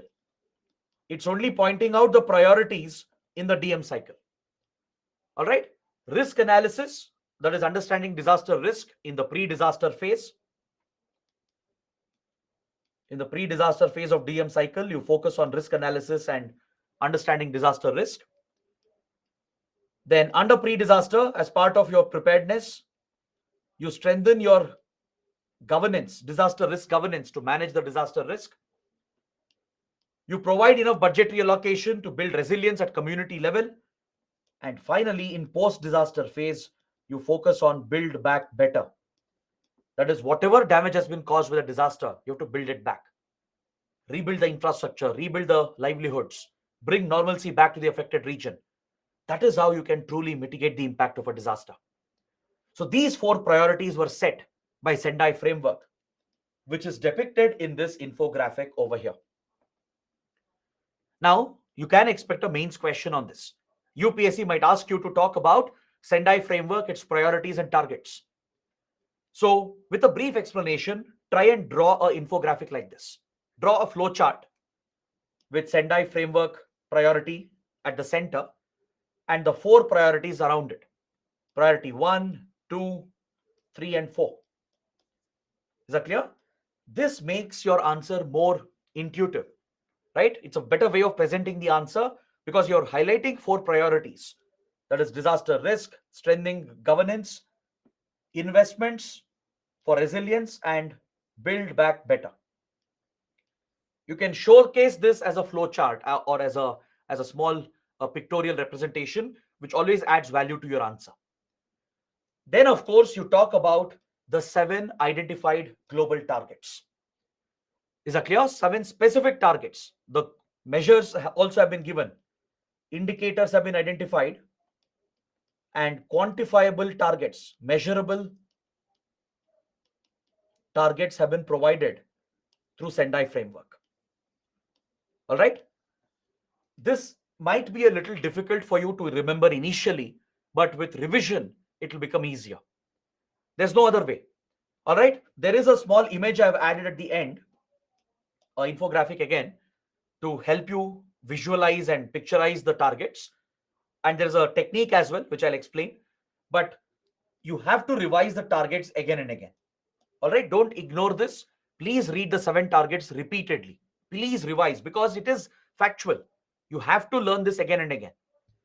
The first target is to reduce global mortality rate by 2030 because of disasters. That is to reduce the death rate, the death count because of disasters. And a specific goal has been given. The aim is to lower average per 1 lakh global deaths between 2020 to 2030 as compared to 2005 to 2015. That is per 1 lakh people, the number of disaster related deaths has to be reduced compared to the previous average. All right, the data will be measured from 2020 to 2030 and compared with 2005 to 2015. So the average deaths per 1 lakh population because of disasters has to be reduced. Because the biggest impact of disaster is on human life. Loss of human life is the biggest tragedy occurring from disasters. So the first target is to reduce the death rate, reduce the mortality rate, bring down the global average of deaths compared to the previous decade, and ensure that we save more lives. Second target, reduce the number of affected people, reduce the number of injuries, reduce the livelihood loss. Essentially, reduce the number of affected people. This includes the displaced people as well. Bring a reduction in the number of people suffering injuries, disabilities, those who are losing their jobs and livelihood, and those who are getting displaced from their homes because of disasters. Even for this, specific target has been laid out with a clear deadline and an indicator for measurement. Next, third target, reduce the economic loss occurring from disasters as a percentage of GDP. the direct economic loss which is occurring from disasters has to be brought down as a percentage of GDP by the end of the decade. This helps in reducing the economic damage. Next, reduce the damage to critical infrastructure. It could be government machinery, health education facilities, power supply, road, railway network, then any other essential infrastructure, mobile internet connectivity, for example. All these are critical infrastructure, right? Reduce the damage that disasters are causing to your critical infrastructure through a quantifiable method. By the end of the decade, we have to reduce these losses, which is quantifiable compared to previous decades. It's not just a prescriptory target, it's a measurable target which has been given. All right. So the first four targets focus on reducing something, reducing death, that is mortality, reducing the number of people affected, reducing economic loss, and reducing damage to critical infrastructure. So that is the trick. The trick to remember is that your first four targets, target 1 to 4, are focused on reducing something, reducing mortality, reducing the number of people affected, reducing economic loss as a percentage of GDP, reducing damage to critical infrastructure. So that is the trick. If you categorize it like this, it's easy, because the other three targets, target 5 to 7, they're all focused on increasing something. They're all focused on increasing something. That includes increasing the number of countries with national local disaster reduction strategies by 2020. More countries have to adopt the disaster risk reduction strategies through their policies and plans. Increasing international cooperation, bringing countries together bilaterally through multilateral organizations and through United Nations. So increasing or enhancing international cooperation. And finally, the last measure, increasing the availability of multi-hazard early warning systems. Using the latest technology to improve forecasting and early warning, and creating multi-hazard early warning systems. This is the seventh target. Very, very important target. Because many of the early warning systems are interconnected. You don't have to have separate nodal agencies, separate centers for every early warning. You can create a integrated, unified, multi-hazard early warning system. Correct? Now today, IMD is providing a multi-hazard early warning system. IMD is looking at heat wave, cold wave. It is also looking at extreme rainfall, cloudburst, earthquakes, right? So going forward, the goal is to bring all early warning systems, even tsunami early warning system, and with regard to other disasters, bringing them together under a unified multi-hazard early warning system, so that there is a more streamlined approach with regard to forecasting and early warning. All right. So these three targets are focused on increasing something. So you can place them in another category. All right. It's focused on increasing number of countries adopting the disaster risk reduction strategies, increasing international cooperation, and increasing availability of multi-hazard early warning systems. So that is the trick to remember. The first four targets are reducing something. The next three targets are increasing something. So with this small hack, it becomes easier for you to remember the 7 targets. All right. So this is a highly anticipated question. We are in the middle of achieving these targets, the world and India. We are progressing towards achieving these goals by 2030. So UPSC might ask a question. It might ask you to explain what is Sendai framework, what is disaster risk reduction, explain the priority areas and the 7 targets that have been identified. Is that clear? Such a basic question can come. Now, please remember that India has adopted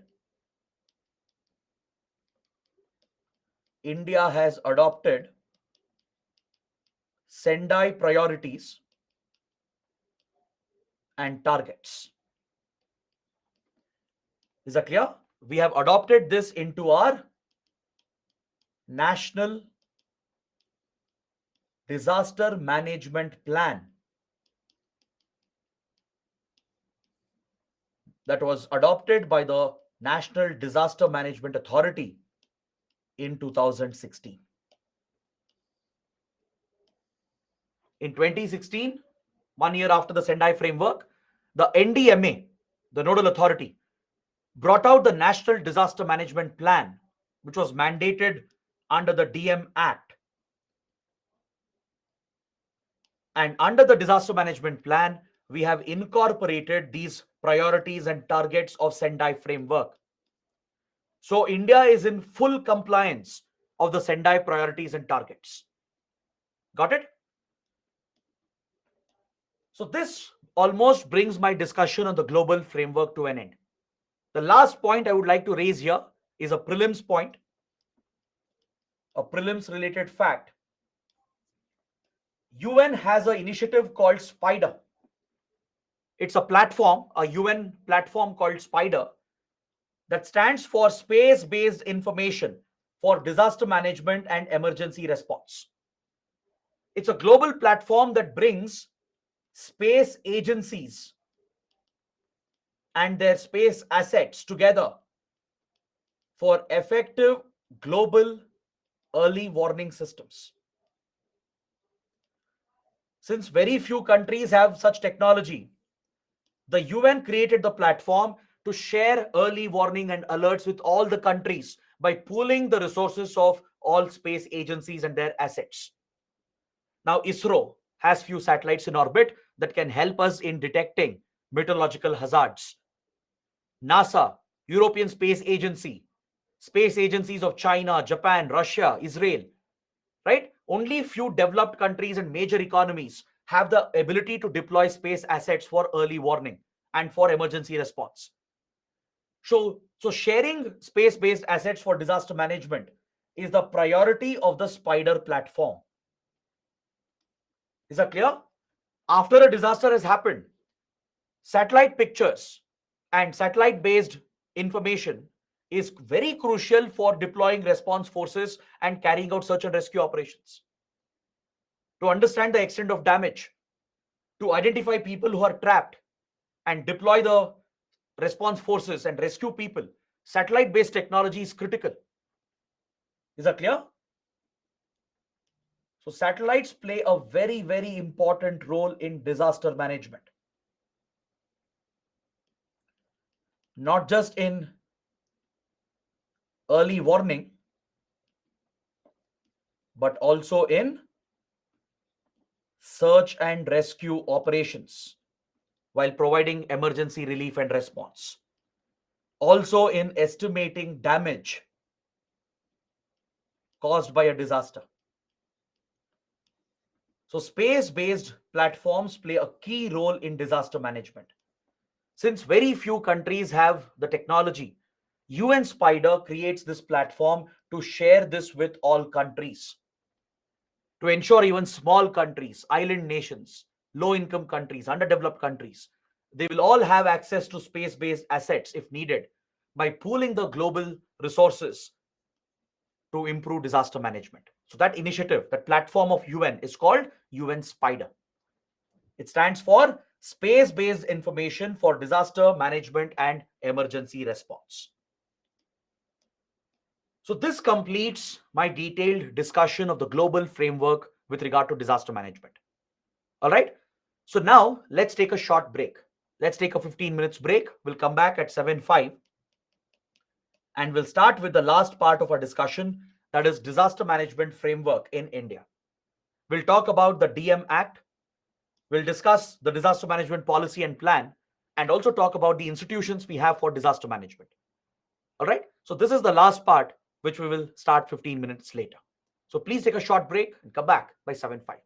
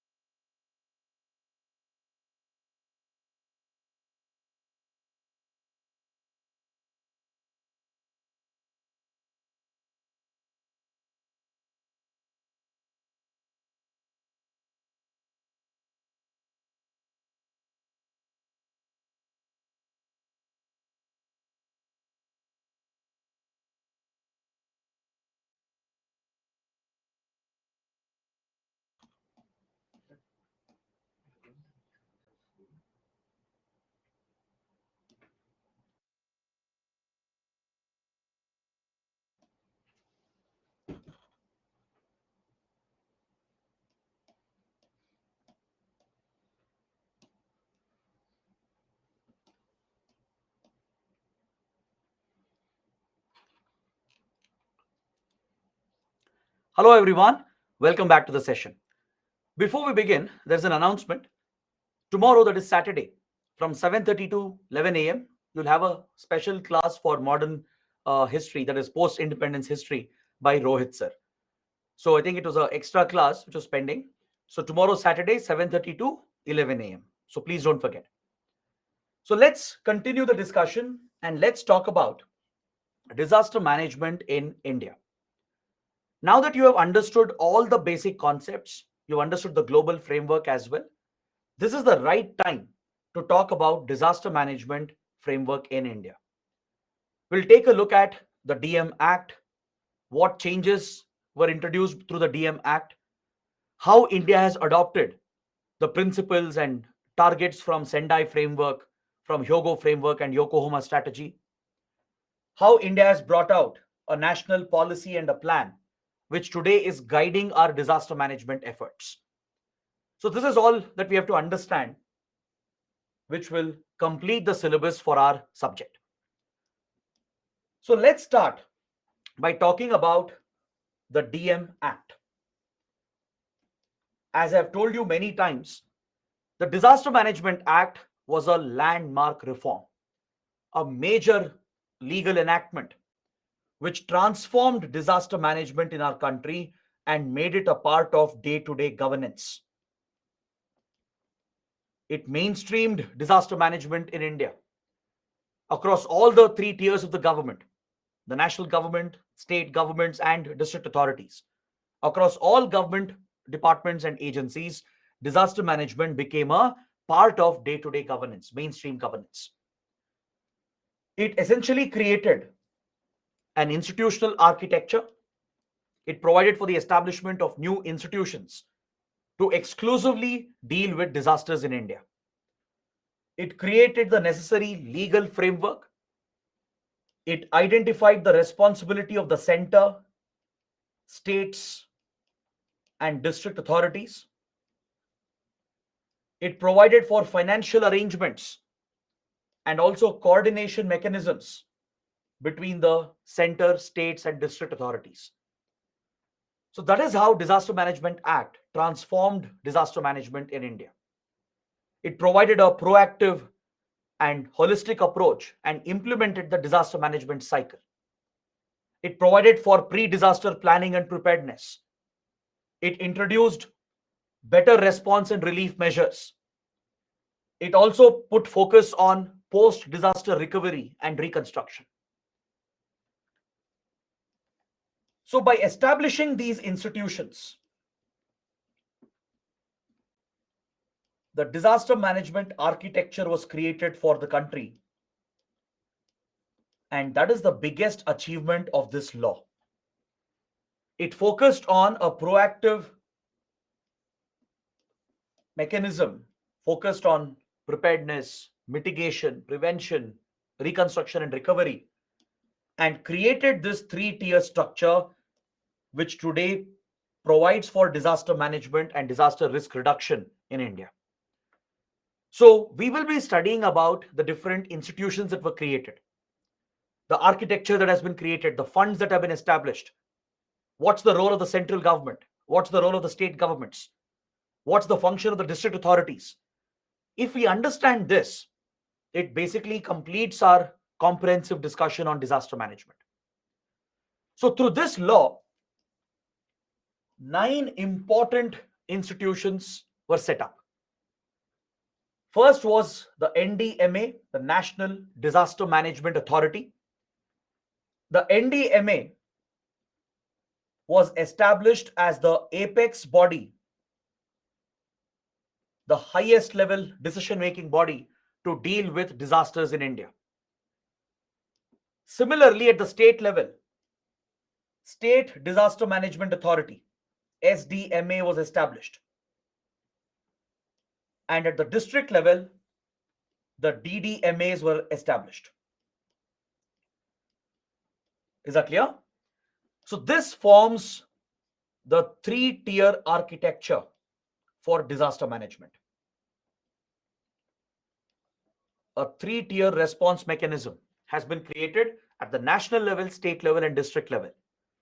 So the highest level bodies have been set up, starting with NDMA, the apex body, followed by SDMAs at the state level and DDMAs at the district level. We will study the role of these authorities as well. I'll come to that later. Apart from that, the Act established the national and state executive committees. These executive committees essentially implement, they execute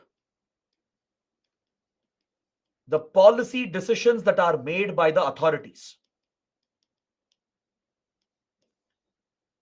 Is that clear? Whatever policy decisions NDMA takes, it will be implemented by the National Executive Committee. Policy decisions taken by State Disaster Management Authority will be executed by the state level executive committee. All right. So two new institutions were set up, the National Executive Committee and State Executive Committee, to implement the policy decisions of the disaster management authorities. A dedicated response force, NDRF, with State Disaster Response Force as well, was established. At the national level, we have a disaster response force called NDRF, and every state has its own SDRF, State Disaster Response Forces, as well, to provide for immediate relief and rescue operations following a disaster. With regard to finance, the law proposed the establishment of two funds, a National Disaster Response Fund and a National Disaster Mitigation Fund. Is that clear? But out of the two funds, only the first one, the NDRF, has been established. Only the National Disaster Response Fund has been established with a State Disaster Response Fund. Whereas the National Disaster Mitigation Fund, this is yet to be established. All right, that's the current status. So let me give you a quick explanation on what is National Disaster Response Fund and what is National Disaster Mitigation Fund. How are they different?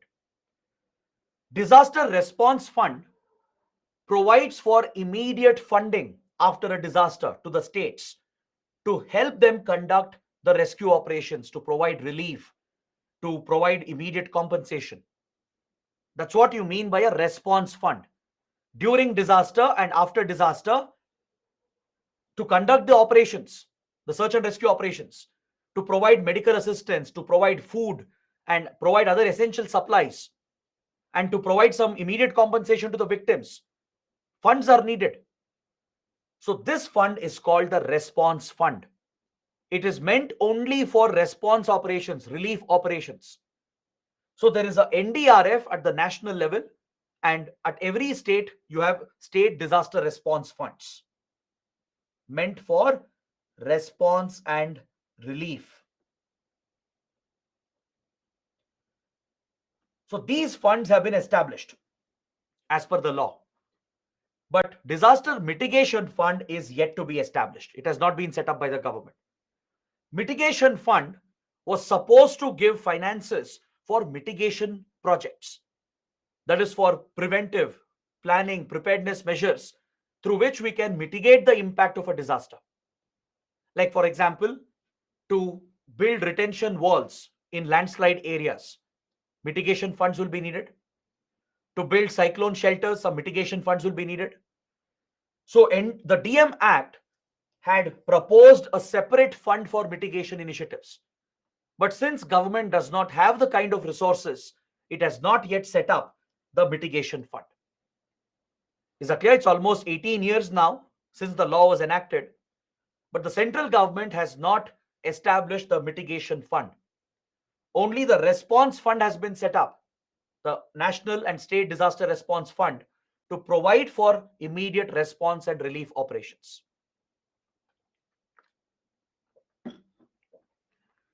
The final institution that was set up is the NIDM, National Institute of Disaster Management, which functions under NDMA. So this is the architecture created by the DM Act.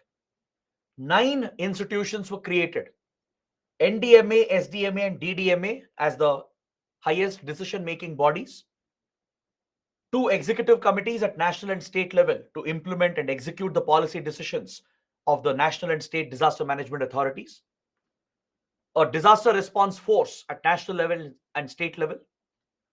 Disaster response fund at national and state level, with a mitigation fund which has not been set up, and NIDM, National Institute of Disaster Management, which acts like a think tank under university. It basically conducts research in the field of disaster management. It provides training courses. It provides capacity building programs. It comes out with research which is helping the disaster management authorities to come out with their disaster response.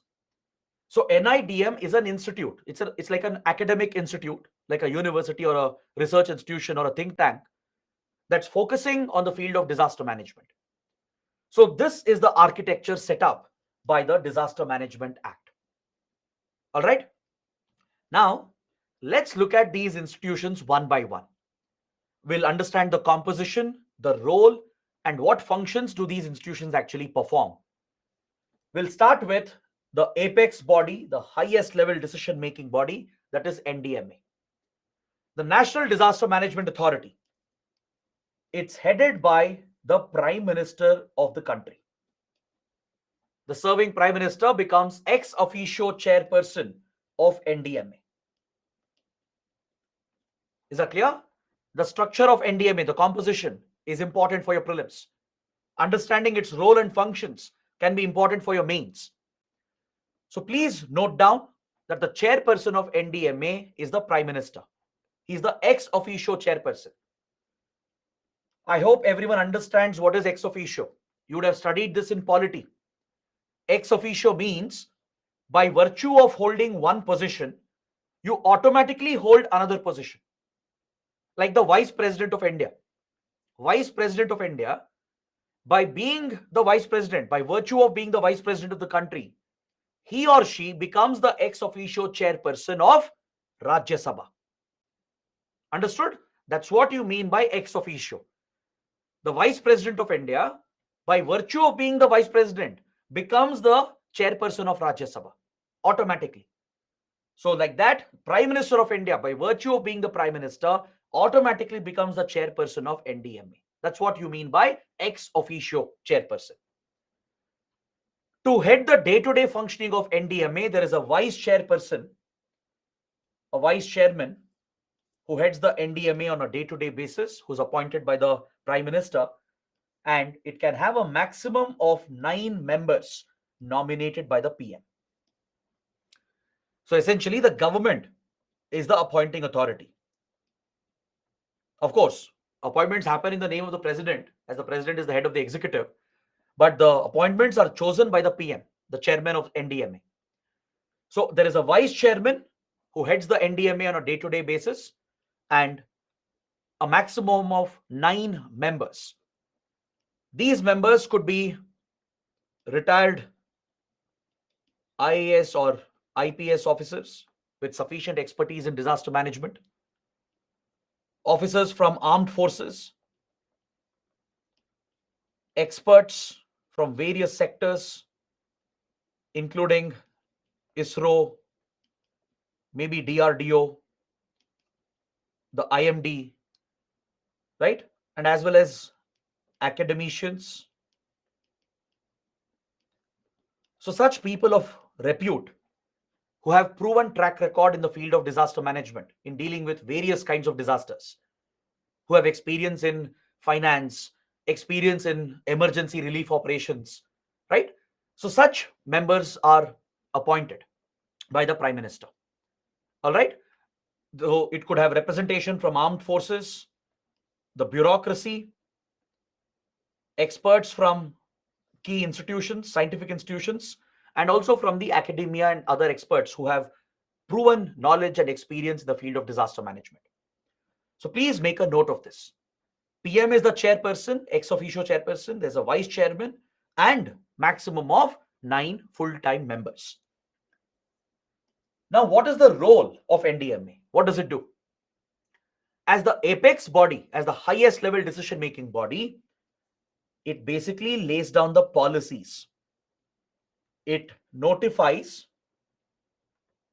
the disaster management policy, disaster management plan, and comes out with the guidelines. Now, if you visit the website of NDMA, there you can see the National Disaster Management Policy, which has been notified by NDMA. This policy was notified in the year 2009. Got it?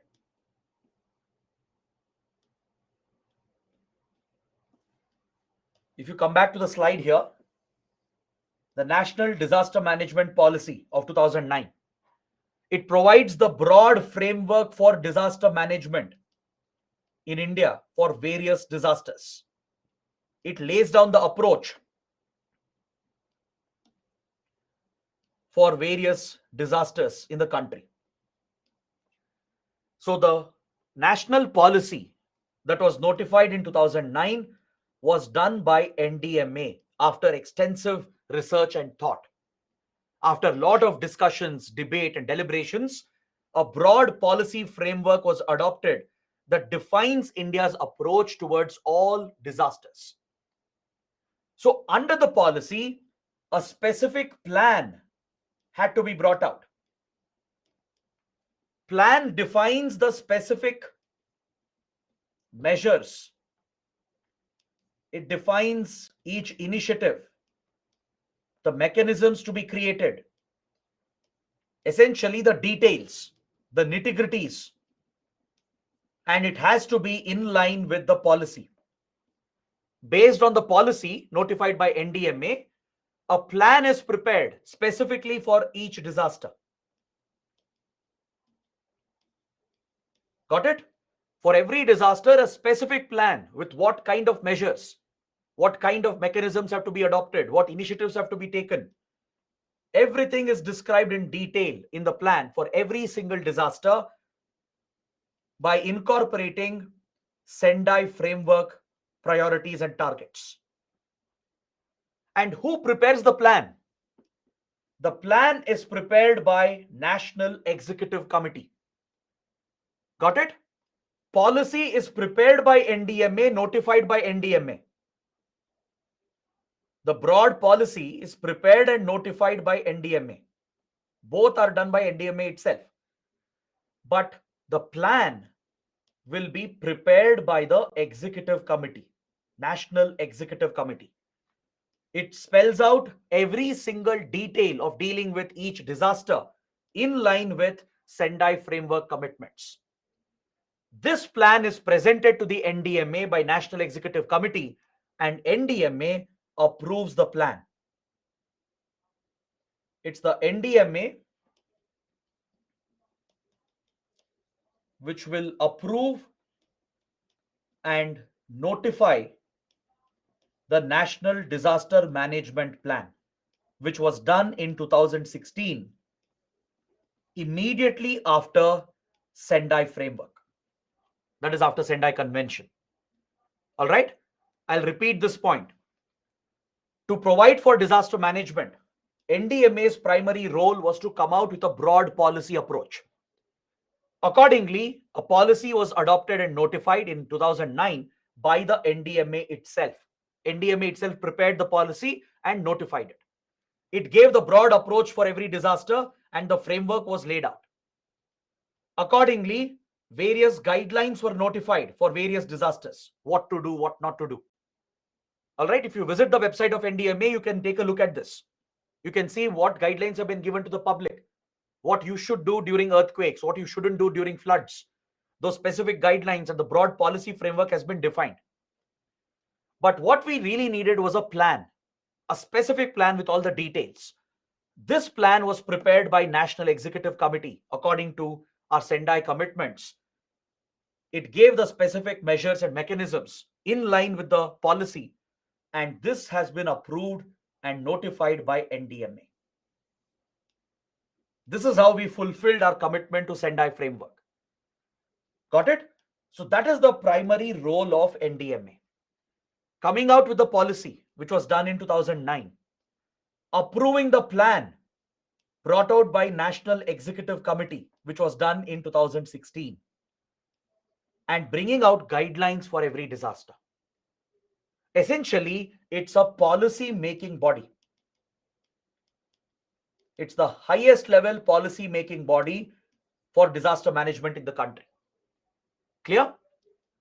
Apart from that, it also lays down the minimum standards for providing disaster relief and response, the basic standards expected in search and rescue operations, in providing medical assistance, in giving other emergency supplies.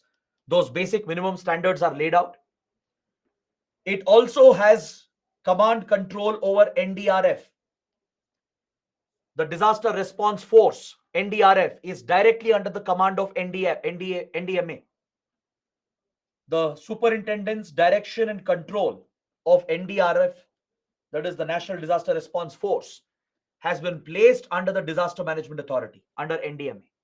This is a key function of NDMA. So NDMA decides the establishment of NDRF forces, allocation of funds for their training, procuring equipment for them, preparing them, deploying them in different parts of the country. All those decisions regarding NDRF is made by NDMA. Then NIDM, the National Institute of Disaster Management, also functions under NDMA. The NIDM, which is a research institute, an academic institute, it comes out with training modules, conducts research into disasters and disaster management, provides training programs for response forces and other government officials. So this institute functions under NDMA. Clear?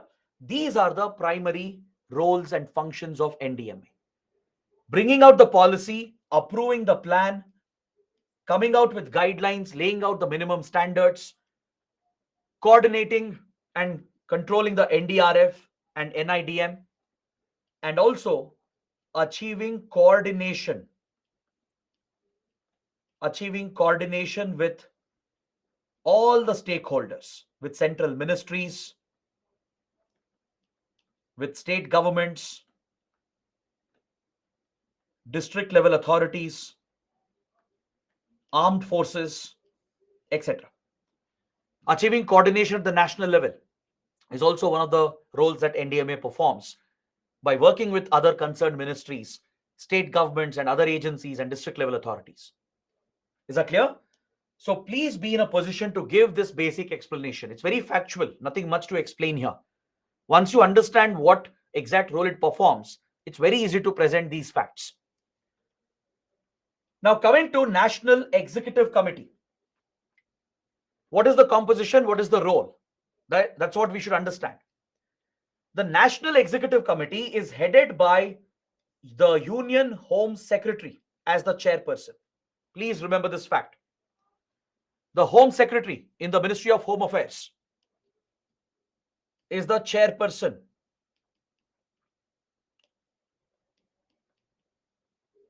The reason why Home Secretary has been made the chairperson is because MHA is the nodal ministry for disaster management. Disaster is an internal threat. It's an internal risk. It involves interstate relations as well, right? So Home Ministry is the nodal ministry, whereas NDMA is the nodal agency. It's the apex decision-making body for disaster management. Home Ministry plays a key role in disaster management as well by achieving coordination with states, by working with all stakeholders. So as MHA is the nodal ministry, the Home Secretary has been made the chairperson of the National Executive Committee. Along with the Home Secretary, it includes all the top secretaries of the Government of India, from all important ministries, departments, and even armed forces and foreign ministry. All the key ministries are brought together through their secretaries. So that is the National Executive Committee for you. Essentially, it involves the bureaucracy, the highest bureaucrats, the top secretaries of the government. For example, the finance secretary from finance ministry, the secretary from Ministry of Earth Sciences, under which IMD inquiries are functioning, the secretaries of Department of Space, Department of Telecommunication, Ministry of Health. All the secretaries from these key ministries, government departments are part of this executive committee. It also includes the service chiefs, the chief of integrated defense staff, the chiefs of staff committee, the chief of defense staff, the CDS, who provides integration for the armed forces, right? All these top officials from the civilian bureaucracy and the military bureaucracy are part of the executive committee under the Union Home Secretary. So their task is to implement the policies and decisions of NDMA, provide advice to the NDMA, and also achieve coordination with concerned stakeholders. This is the role of National Executive Committee. As part of this task was to come out with the disaster management plan, the National Disaster Management Plan. So the Executive Committee brought out the specific plan in 2016, which was approved by. Is that clear? So Executive Committee, which includes all the top government officials, the secretaries, implements the policies and decisions of NDMA and the government, advises the NDMA, and achieves coordination. And that is the role of the National Executive Committee. Now, if this is clear, it's very easy to understand what SDMA and what State Executive Committee does. It's exactly the same. It's replicated at the state level. All right. So please make a note of the powers and functions of National Executive Committee as well. Got it? It prepares the national plan, comes out with specific guidelines for various ministries, gives any assistance, achieves coordination, and advises the NDMA and the government. That is the role of National Executive Committee. Next, SDMA, State Disaster Management Authority. It is headed by the Chief Minister of the state. At the state level, this will be the apex body. It will be the highest decision-making body at the state level, headed by the CM. Is that clear? The CM will appoint a vice chairperson and few members as well. So essentially, SDMA provides for the policy at the state level. Got it? It approves the state plan, which is created by the National Executive Committee and approved by NDMA. But of course, the state policy and plan, it should be in line with the national policy and plan. It can't be completely different and contradict the national policy and plan. Is that clear? So once NDMA came out with the national policy and finally approved the national plan, which was prepared by National Executive Committee, based on that, every state was expected to come out with their own state policy and plan. And this is the role and task of SDMA. The SDMA, headed by the CM, brings out the state policy and approves the state plan that's prepared by the State Executive Committee. Got it? So it can't contradict the national policy and plan. It has to draw from the national policy and plan, and based on that, create customized plan for the concerned state. This provides for customization. It provides for decentralization. Because in every state, the challenges are different. The disasters faced are different. The geography is different, right? The finances available, the technology available is different. So based on that, every state has to come out with its own customized state policy and plan, which is in line with national policy and plan. That is the role of SDMA, headed by the chief minister of the state. The state executive committee, which assists the SDMA, is headed by the chief secretary of the state. Chief secretary, I hope you know, is the highest ranking civil servant in a state. Just like you have cabinet secretary, who's the highest ranking civil servant in the country and at the central government.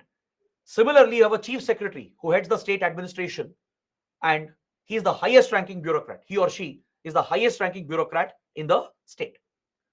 So under the chief secretary, you have the state executive committee that comes out with the state plan, that prepares the state plan. It includes all the top secretaries of state departments, all the important secretaries, the home secretary, finance secretary, rural development secretary, health secretary. They head all the state departments, right? They're all part of the state executive committee under the chief secretary, and they prepare the state plan, which is in line with the national policy, national plan, and the state policy. And this will be finally approved by the SDMA. Is that clear? It's the same arrangement. If you understood NDMA and NEC, SDMA and SEC is pretty much the same. Then comes the last tier of disaster management, the DDMA, the Disaster Management Authority at the district level, right? This will be headed by the district collector, the DC. I'm sure you would have heard about this position. It's always occupied by an IAS officer. Usually a young to mid-senior IAS officer is appointed as a district collector. This designation is known by different names in different states, but the role is exactly the same. So at the district level, the DC or DM will be the highest civil servant, highest ranking civil servant. It's under him or her, the whole district administration is placed, including revenue, land, even law and order, and as well as disaster management. That's why IAS officers play a critical role in disaster management. They are the ones who will finally implement all the policies and decisions at the ground level. They are the ones who play a critical role in response. When alerts are sounded, when early warning is given, when disaster is happening or it has already happened, the DDMA plays a critical role under the charge of the district collector or deputy commissioner or district magistrate. These are different names given in different states. Is that clear? In Karnataka, the role is called deputy commissioner. In UP, it is DM, district magistrate. In Andhra Pradesh, it is district collector. The name changes from state to state, but the position is exactly the same. Got it?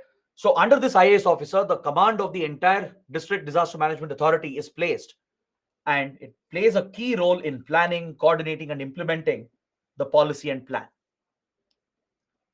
The policy and plan, which is approved by NDMA and SDMA, will finally be implemented at the grassroots through your DDMA. So here the IPS officers also play a critical role, the superintendent of police of the district. Even they are part of the committee.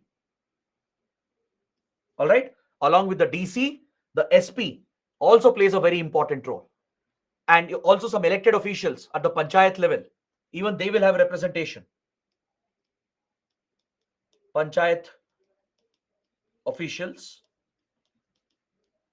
they will also have representation at the DDMA.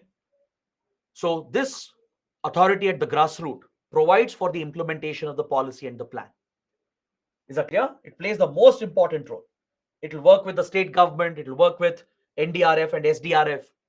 And if required, the DC also has the powers to call armed forces for assistance. Is that clear? The DC, who is heading the DDMA, if they determine that NDRF or SDRF forces are not enough, or if they are not immediately available, and if the civilian administration is overwhelmed by a disaster, if they're not able to handle the situation, the DC can directly call in the armed forces by reaching out to the command centers. The DC need not even get approvals from the state government or the central government. That is the tremendous power given to the DC. Is that clear? In case of emergencies, the DC can reach out to the military leadership at the command centers and call for military assistance to deal with disasters immediately.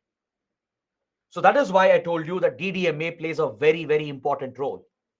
The district plan is prepared and implemented here. This is what provides for true decentralization in our disaster management policy and plan.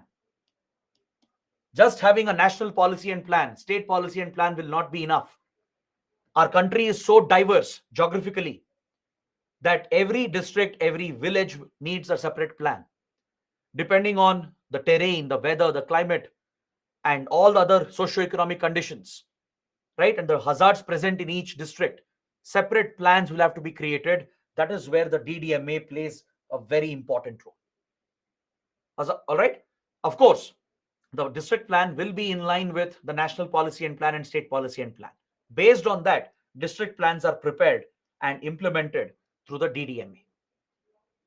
So this is the basic architecture created in India for disaster management governance.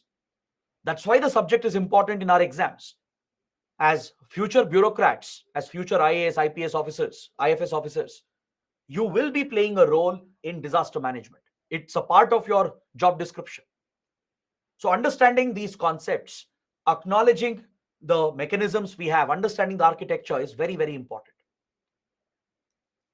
Now coming to the response force, the dedicated National Disaster Response Force.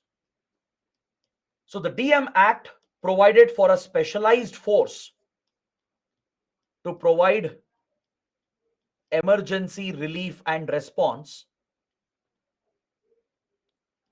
As I told you in previous classes, to deal with disasters, you need specialized training, you need special equipment, special resources. You can't rely on your regular armed forces and police forces, right? They do pitch in and help, but you need specialized forces which are specializing in managing different disasters. Now, if there are floods or tsunamis or cyclones, you need specialist divers. They need inflatable boats and life jackets and diving equipment as well. While dealing with earthquakes, landslides, the forces will need gas cutters and earth moving equipment and heavy lifting equipment like cranes, JCBs, etc. They'll need thermal scanners to scan the debris and see if anyone is trapped inside. They will need drones, robots if required, dog squads. So all such facilities are needed for them. These resources are needed, right? So you need a specialist force. You can't rely on your regular armed forces or police forces for this. That's why the DM Act provided for a specialist force, which is raised under NDMA. NDMA has superintendents over NDRF, and initially 8 battalions were constituted in 2006. Today we have 12 battalions, and it's not a completely new force, by the way. It's not that we raised the force from scratch. We didn't recruit members freshly and then train them. What India did was we pulled forces from CAPFs to form the NDRF. What is CAPF? Central Armed Police Forces under the Home Ministry, which includes BSF, ITBP, SSB, CISF, Assam Rifles, and the others. So these are your Central Armed Police Forces under the Home Ministry. They deal with internal security, border management, counterinsurgency. That is their primary role. But few battalions in CAPFs, they had been trained in disaster management. So these forces were drawn and permanently shifted from CAPFs to NDRF. So now it's a permanent force. It's a specialist force which has its own recruitment as well. But initially, when it was raised, the forces were drawn from existing CAPFs and they were given highly specialized training along with all the required equipment, technology, and resources. This is what makes NDRF different. It's a specialist force of 12 battalions with 1,000 plus personnel in each battalion. So we have close to 12 to 14,000 personnel in this specialized force, which today is deployed around the country. Is that clear? So we have drawn them from BSF, CRPF, and other central armed police forces and given them highly specialized training, given them all the resources, and they are self-contained search and rescue teams. It means they are independent. They can operate independently. They don't need any outside support. They don't depend on other forces and organizations for support. They have their own resources and equipment through which they will effectively conduct search and rescue operations during disasters. They will have their own team of engineers, technicians, electricians, even doctors and paramedics, dog squads, and all the other equipment that is necessary, from torchlight to batteries to communication equipment, right? To boats, motors for boats, then life jackets, then firefighting equipment, cranes, JCBs, you name it, all kind of resources are given to them that is necessary to deal with disasters and to carry out search and rescue operations. And the best part is that the NDRF is not a centralized force. It's not placed in one location. To make them effective and to reduce the response time, they have been pre-positioned around the country. They are strategically deployed around the country. Is that clear? They're not stationed only in Delhi or only in one place. The 12 battalions are distributed all across the country. This is called proactive availability and pre-positioning. Those battalions that specialize in cyclone and tsunami management, they are stationed more towards the east coast of India.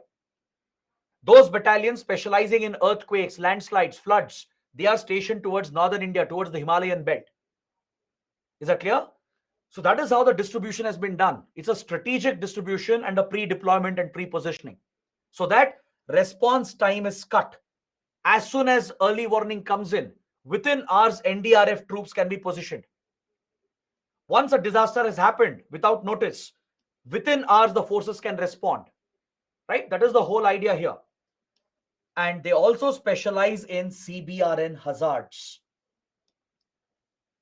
They have been specially trained to deal with chemical, biological, radiological, nuclear disasters.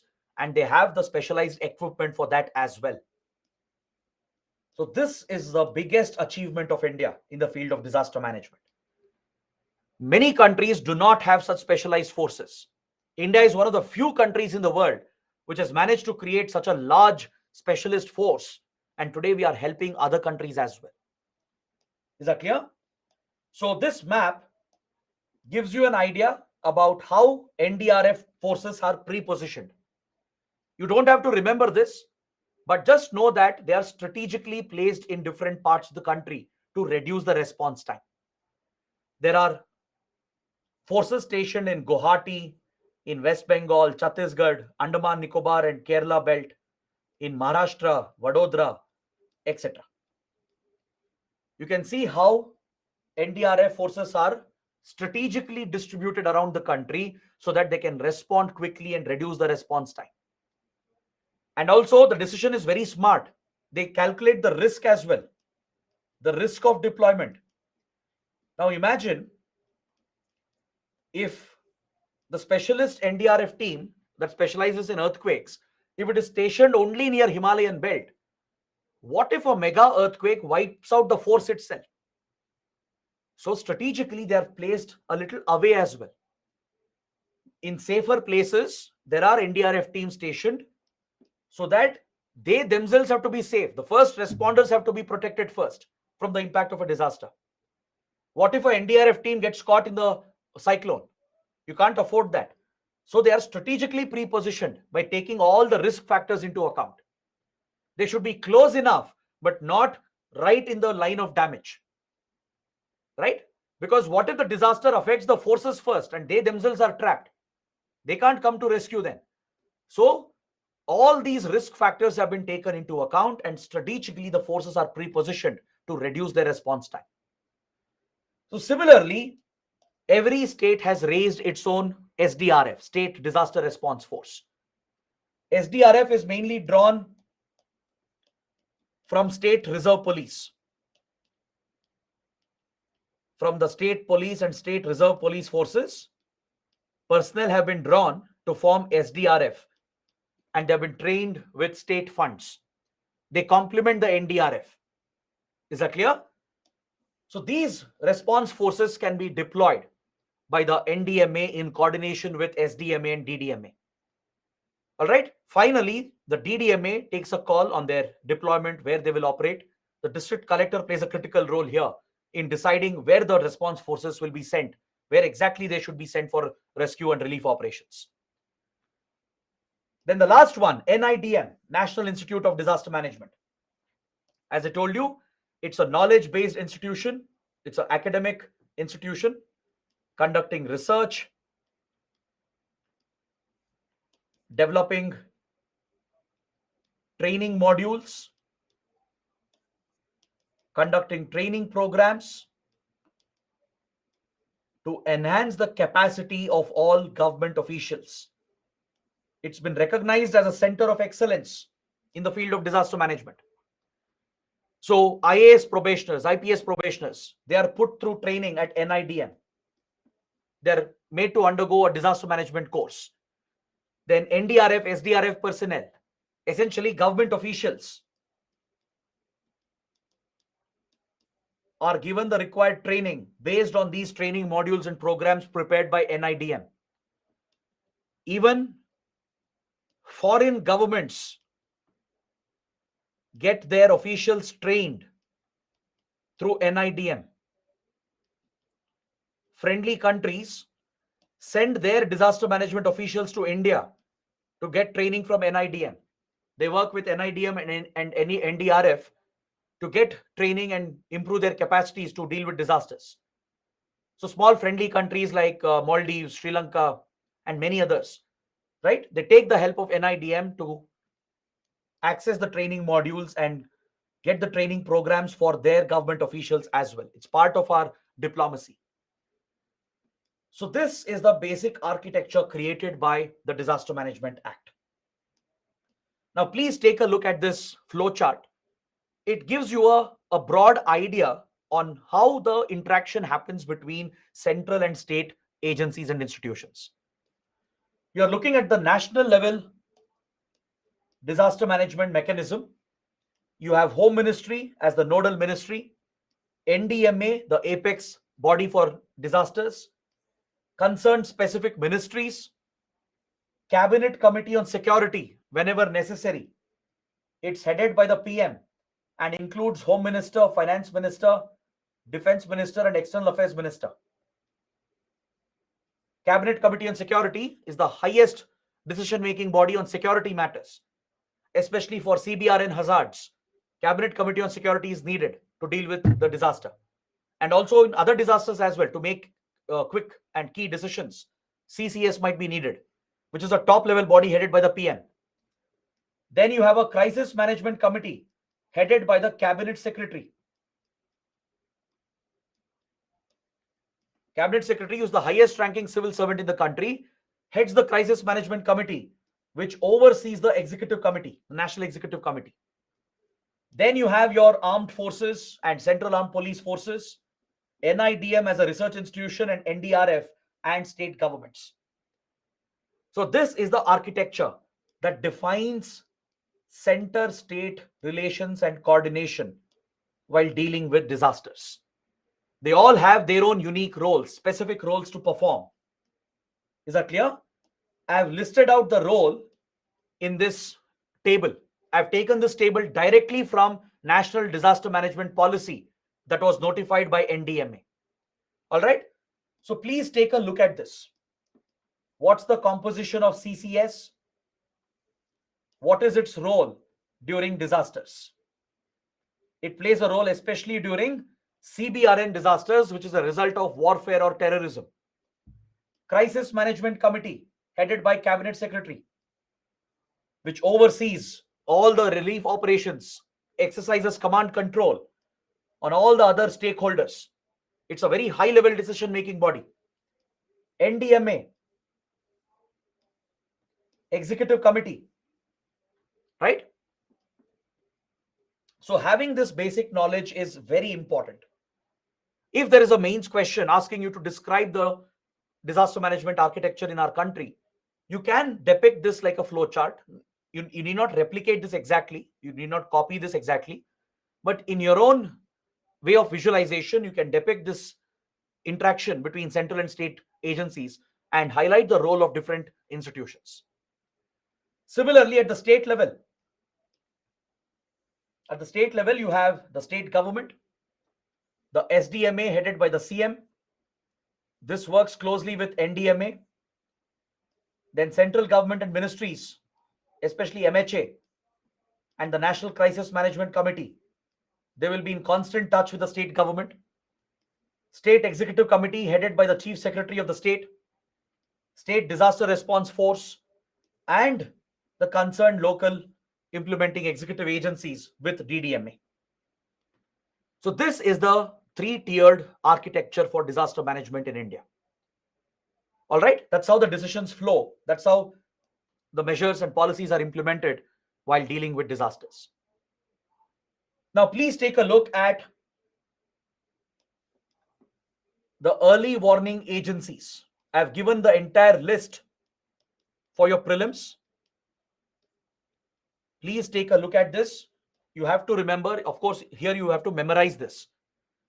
For avalanches, the agency responsible for risk analysis, for studying and predicting avalanches, is the Stowe Avalanche Study Establishment. Cyclones, it's IMD, which we have already covered. Droughts, it's Ministry of Agriculture. Earthquake, IMD. Epidemics, Ministry of Health. Floods, Central Water Commission. Landslides, Geological Survey of India. And tsunamis, INCOIS. Please remember these early warning agencies that focus on specific hazards. This is defined under the National Disaster Management Policy, and it's also mentioned under the National Disaster Management Plan. Is that clear? So UPSC might ask you a straightforward prelims question. Which is the nodal agency for early warning with regard to this hazard? Please remember these points, just 8 of them. It's very simple. Now coming to the finance part of it, coming to the funds. Who provides funds for response and what about the mitigation fund? I already explained at the beginning of this discussion that the DM Act proposed 2 types of funds, a response fund and a mitigation fund. Response fund is for emergency response and the relief operations which have to be carried out.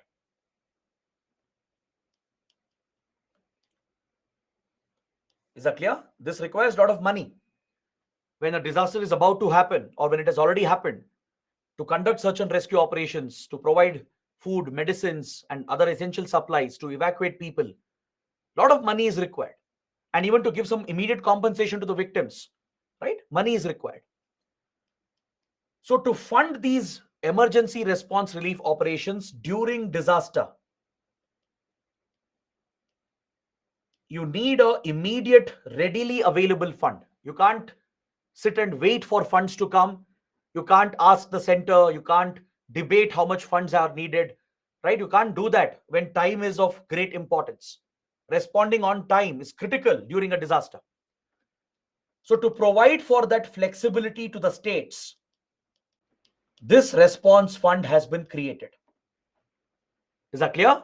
States have a primary responsibility as far as disaster response is concerned.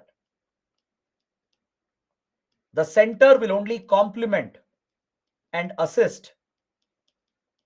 Center will complement and assist and provide any additional resources needed.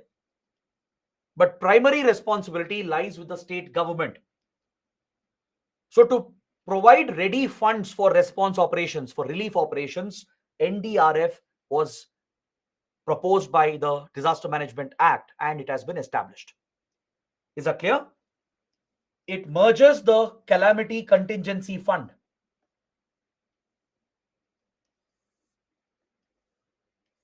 The Finance Commission had recommended this.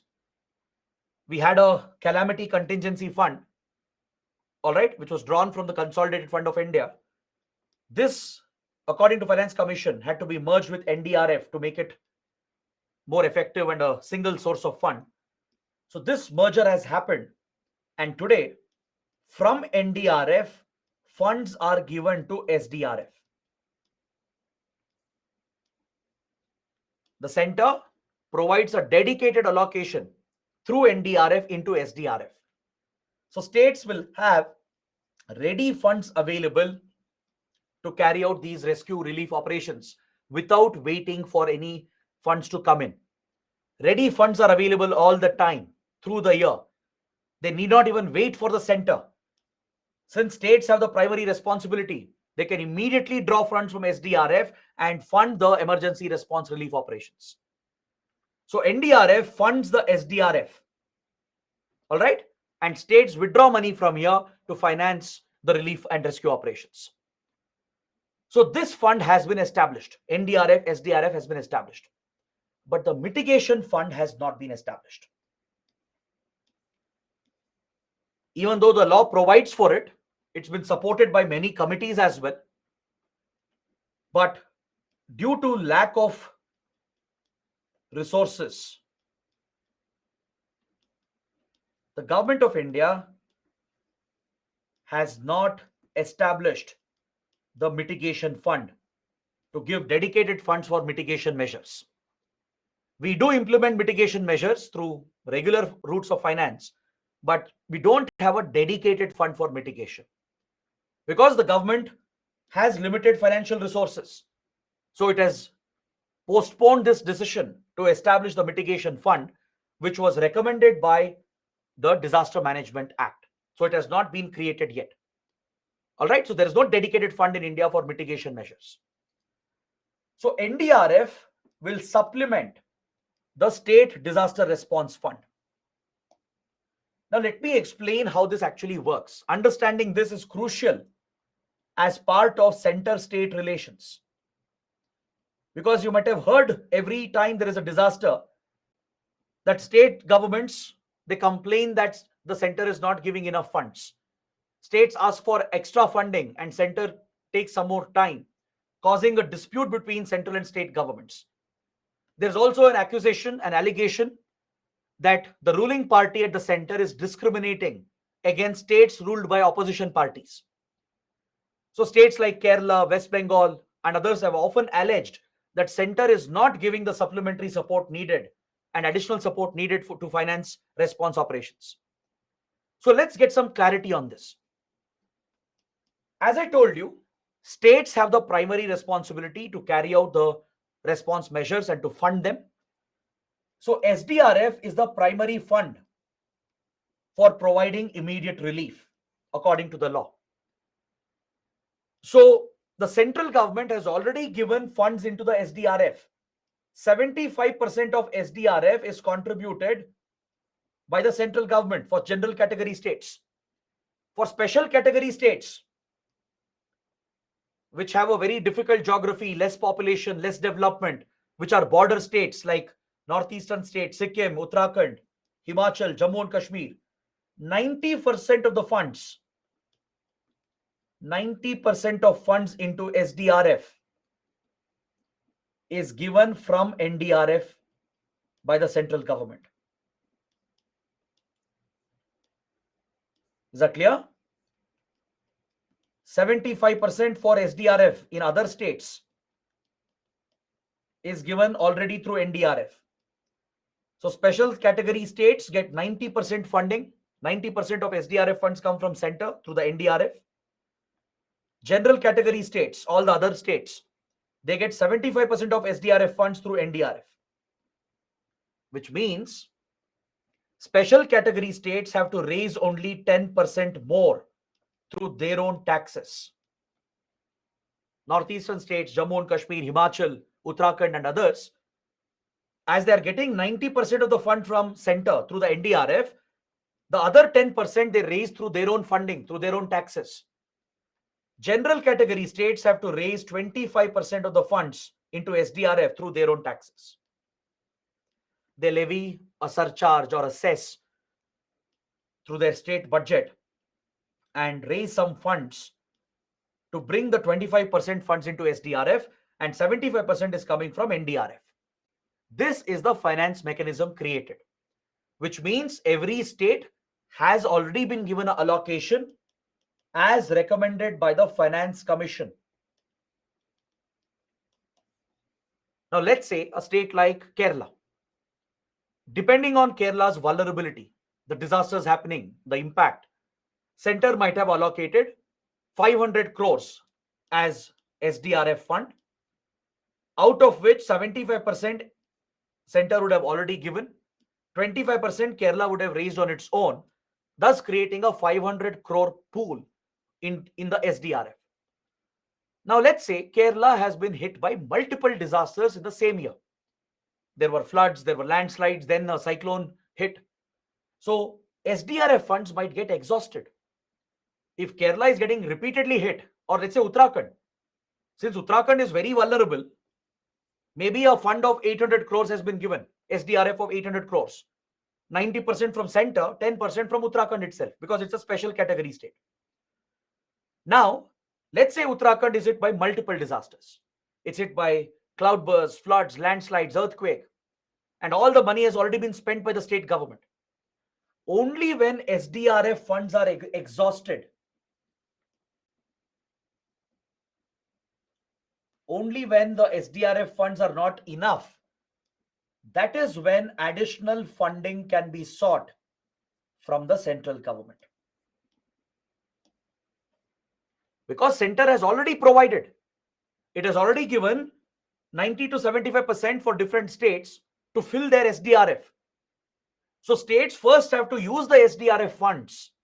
Once they exhaust this, once they face multiple disasters and exhaust these funds, that is when they have to ask additional funding from the center. Is that clear? So states have suffered from this, like Kerala and few others. They have a big complaint here. They say that the central assistance is not enough. They are saying the funds are exhausted in SDRF and center is not timely providing additional funding. To provide additional funding, there is a mechanism, there is a process to be followed. The process is that the state has to submit a request to the center saying that SDRF is exhausted. We are running out of funds. We are overwhelmed. We need additional funding. This request has to be made. Once the request is made, central government will appoint a committee. It will take the request, it will appoint a evaluation committee which will visit the state to assess disaster impact. The committee, comprising of top officials from NDMA, Executive Committee and other ministries, this central committee will visit the state to review the impact of disasters and the available funds in SDRF. They will submit a report to the central government, and now it will be left to the central government to approve additional funding or not. Is that clear? So central government has the discretion to either provide or hold back additional funds to the state beyond what has been provided to the SDRF. This is where the political controversy comes up. This is where the political controversy has existed. See, providing funds to SDRF is legally mandated. Center can't violate that. Center has to provide by law according to Disaster Management Act. It has to provide 75% to all states and 90% to special states. That's not a charity the central government is doing. It is its duty. Now, some states might run out of the funds if they are hit by multiple disasters. That is when they can ask additional funding. They can ask for more central assistance. and the central government sends a committee, and based on the committee's evaluation report, additional funding may or may not be provided. So central government has the discretion, and this is where the controversy has repeatedly come up. Providing this additional financial assistance has been the crux of the problem. The allegation is that the ruling party discriminates against opposition ruled states. So this has led to a political controversy between central and state governments. All right, but please be aware that states can ask additional central assistance beyond what has been provided into the SDRF. But the condition is that they should be running out of those funds and the state should be severely impacted by multiple disasters. So the central committee will evaluate the situation and submits a report, and based on that, central government will have a discretion to provide additional funds or not.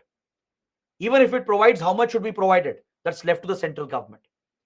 All right. Of course, state can raise the demand. It can ask that this is the amount we need. We need another 400 crores. It can provide justification as well. But the central committee comes and does an evaluation, submits a report, and based on that, the center may or may not approve additional central assistance. All right. So understanding this is very, very important. An interministerial central team conducts the assessment of the damage and the efforts carried out and the funds which have been utilized. So based on this committee's report, the center takes a call whether to provide additional assistance or not. Is that clear?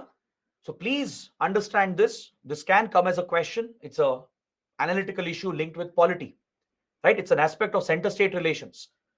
So under NDRF, SDRF, enough funds have been made available through the DM Act.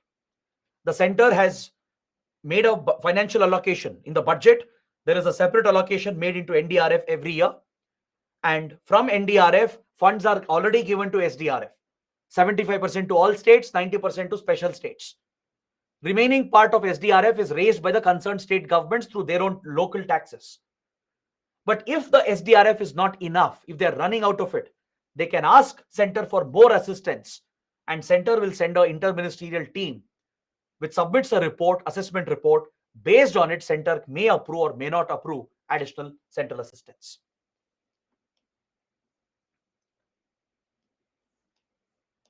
Next, talking about finance and assistance, we have to talk about foreign aid.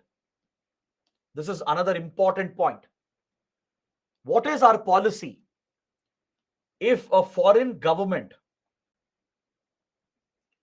or a foreign agency announces an aid following a disaster in India? Let me explain this. I'll open a new slide. I've already given all the points, but let me write it down and explain it clearly.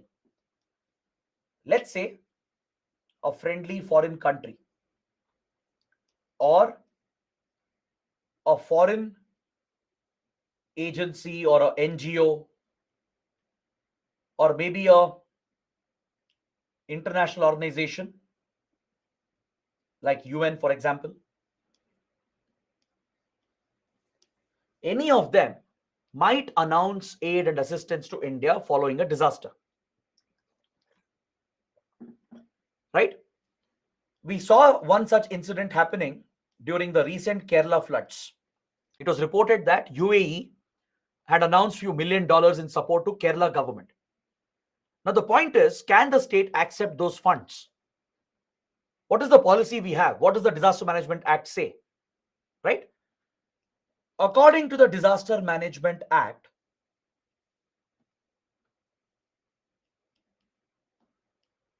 it maintains silence on this front. Explicitly, it has not banned. There is no explicit ban on accepting aid from foreign countries or NGOs or international organizations. Is that clear? It means it is legal It is allowed. The law does not say anything about it. It's not prohibiting it. Is that clear? It does not restrict states from asking funds or borrowing funds or taking assistance announced by friendly countries or organizations. They can accept it. But however, the DM Act says that it is the center's call. States can't decide on this. This is a matter of foreign policy, right? It's a matter of our national interests. Central government, it has been left to the center. The law says the government may accept. This is what the DM Act says. All right, it says the center can look into it and it may accept any foreign assistance that's coming in. So law has allowed it. All right, but the center has established a norm, it has established a standard that we will not accept foreign support from governments. This is a foreign policy decision of India taken by Prime Minister Manmohan Singh and followed by the Modi government. It's like a convention we have formed. The law is not explicitly prohibiting it. It's left the matter to the center to allow such funds and assistance. Center may accept or not. But the central government has put in place a standard protocol that we are not going to accept foreign support from foreign governments. I'll tell you the reason why. See, friendly countries or any country might announce support. It's very common when there are major disasters, they will announce support. They might give financial support. They might send disaster response forces or food or medicines. Now, India will politely reject this. When the request comes in, the foreign ministry will thank the country. We can't be rude. We can't seem to be rude because this is a matter of foreign relations, right? We have to thank those countries which are trying to help us. So our foreign ministry and our embassies abroad, they'll reach out to the governments, will express thank you, will express the gratitude for the concern, the sympathy they have shown, but we will politely refuse the offer. This is the norm laid out by Prime Minister Manmohan Singh, which the government of India has been following. That's because when you accept foreign support, it might become an obligation. And you don't want that in foreign policy. It might restrict our foreign policy and impose unnecessary constraints. Because see, foreign policy is all about give and take, reciprocal relationship. You give something, you take something. Today, US might announce $1 million of support for India for a disaster and we take it. Tomorrow, US might expect something in return as a favor. It might expect a concession from India in some critical matter. So that could compromise our national interests and it could restrict and curtail our foreign policy options because we'll come under an obligation of that country. That's why India has taken a call, because India became self-sufficient by 2005 with regard to response forces, medical equipment, assistance and funds. India became a self-sufficient country to manage its own disasters. All right. So Prime Minister Manmohan Singh laid down the norm that we will politely refuse the offer, will not take any assistance from governments. All right. However, NGOs and international organizations like UN, they will be allowed, but through local NGOs, not through government. Government will not take support from them. Government of India will not take support. It will not allow states as well. They will not take support from any foreign entity.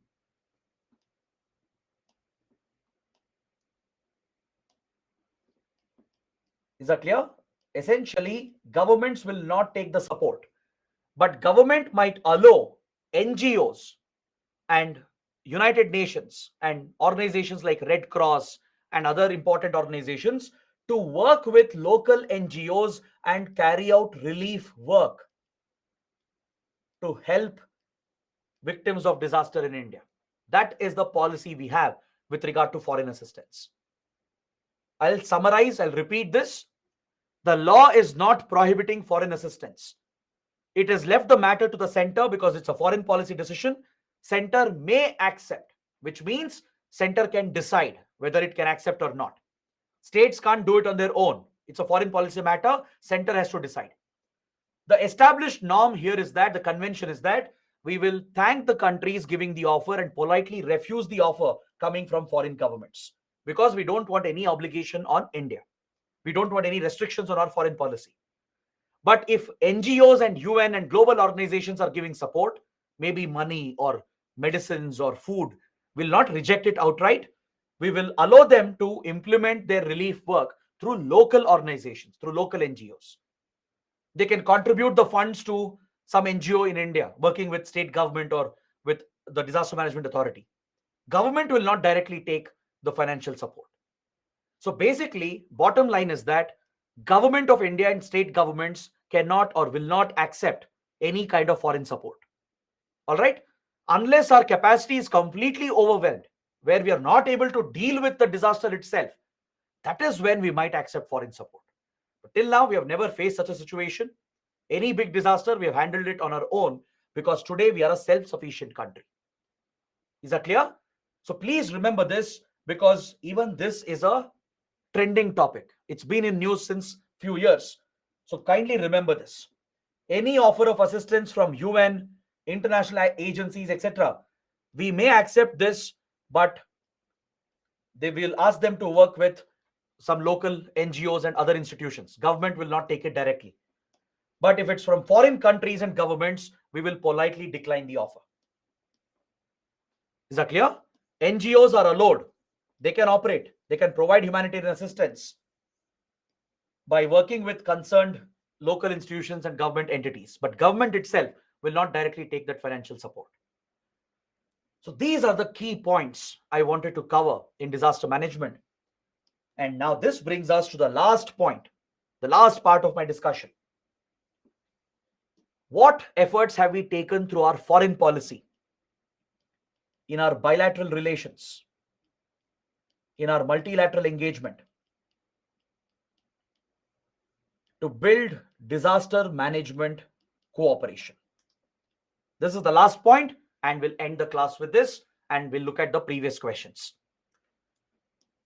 See, first of all, as a signatory to Sendai framework, we have abided by the principles and the targets and adopted them into our policy and plan.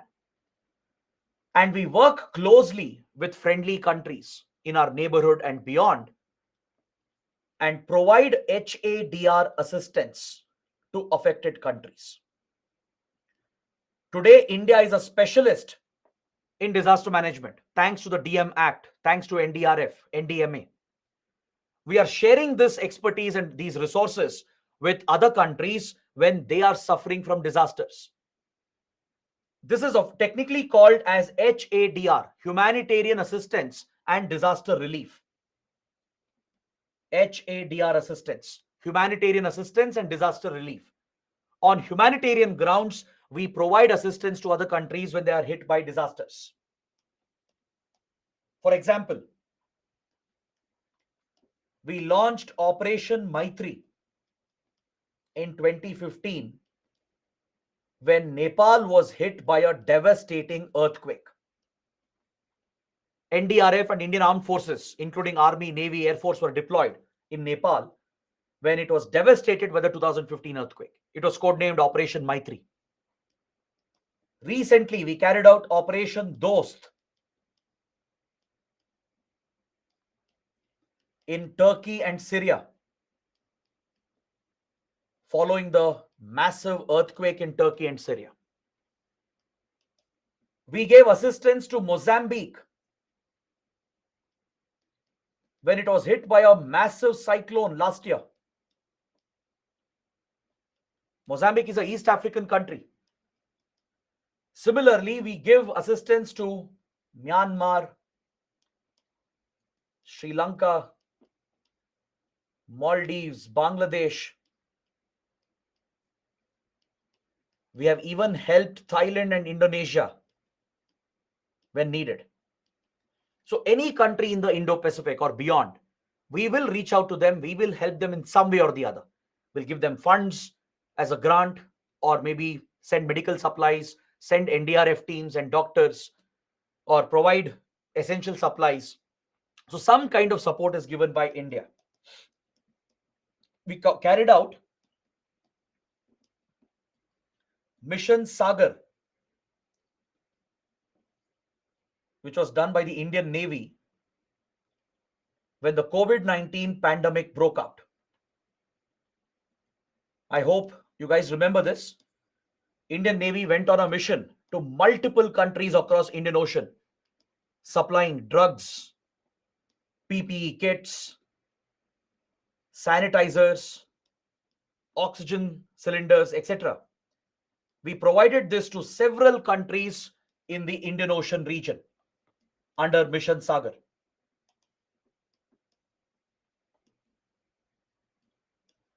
This is an example of our HADR assistance we have given to other countries during disasters. There are many more, but I'm just giving you a broad idea. So Operation Maitri, Dost, and Mission Sagar, these are examples.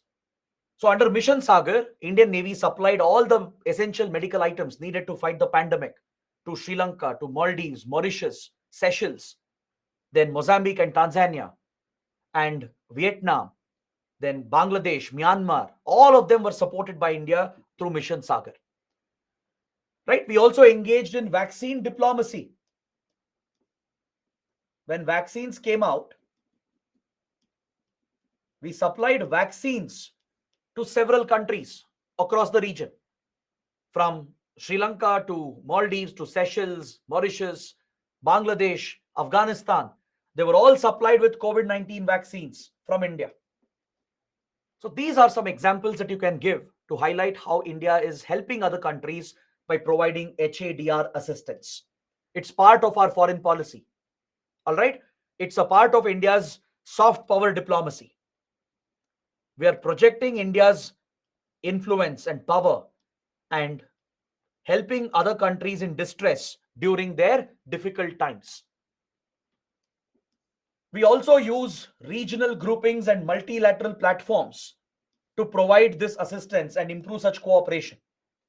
Through groupings like BIMSTEC, we have conducted disaster management exercises, and there is a dedicated disaster management platform under BIMSTEC grouping. Under SAARC, there is a disaster management center that provides for support to the SAARC members. Under Indian Ocean Rim Association, which is a major grouping of Indian Ocean, India provides disaster management assistance, and we cooperate with other countries as well. Is that clear? We conduct many disaster management exercises as part of joint military exercises.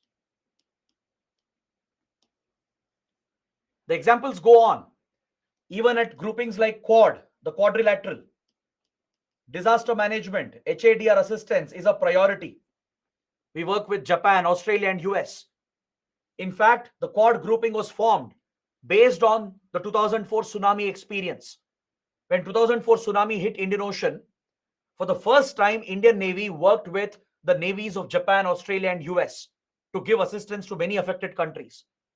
That is when Shinzo Abe, the former PM of Japan, came up with the idea of bringing the four democracies together to form a grouping that finally led to the quadrilateral. These four countries have a military exercise called Malabar. Under Malabar exercise as well, disaster management operations is a priority. All right. So we are working bilaterally and also through regional groupings and multilateral institutions to share our expertise and assist other countries. So we have conducted many disaster management operations. We have conducted disaster management exercises. We also have discussions on this topic, and we share knowledge, experience, arrange funds, and help out the weaker countries. Even at the latest G20, India has pushed a discussion on disasters, and it has established a disaster working group through G20 as well. As we are holding the presidency, we are promoting discussions on disaster management through G20. Even through SCO, Shanghai Cooperation Organization, even SCO focuses on disaster management. So through all such important groupings, we are contributing through multilateral organizations and regional groupings, and also through our own bilateral initiatives. Is that clear? So please remember this point. This could also come as a mains question.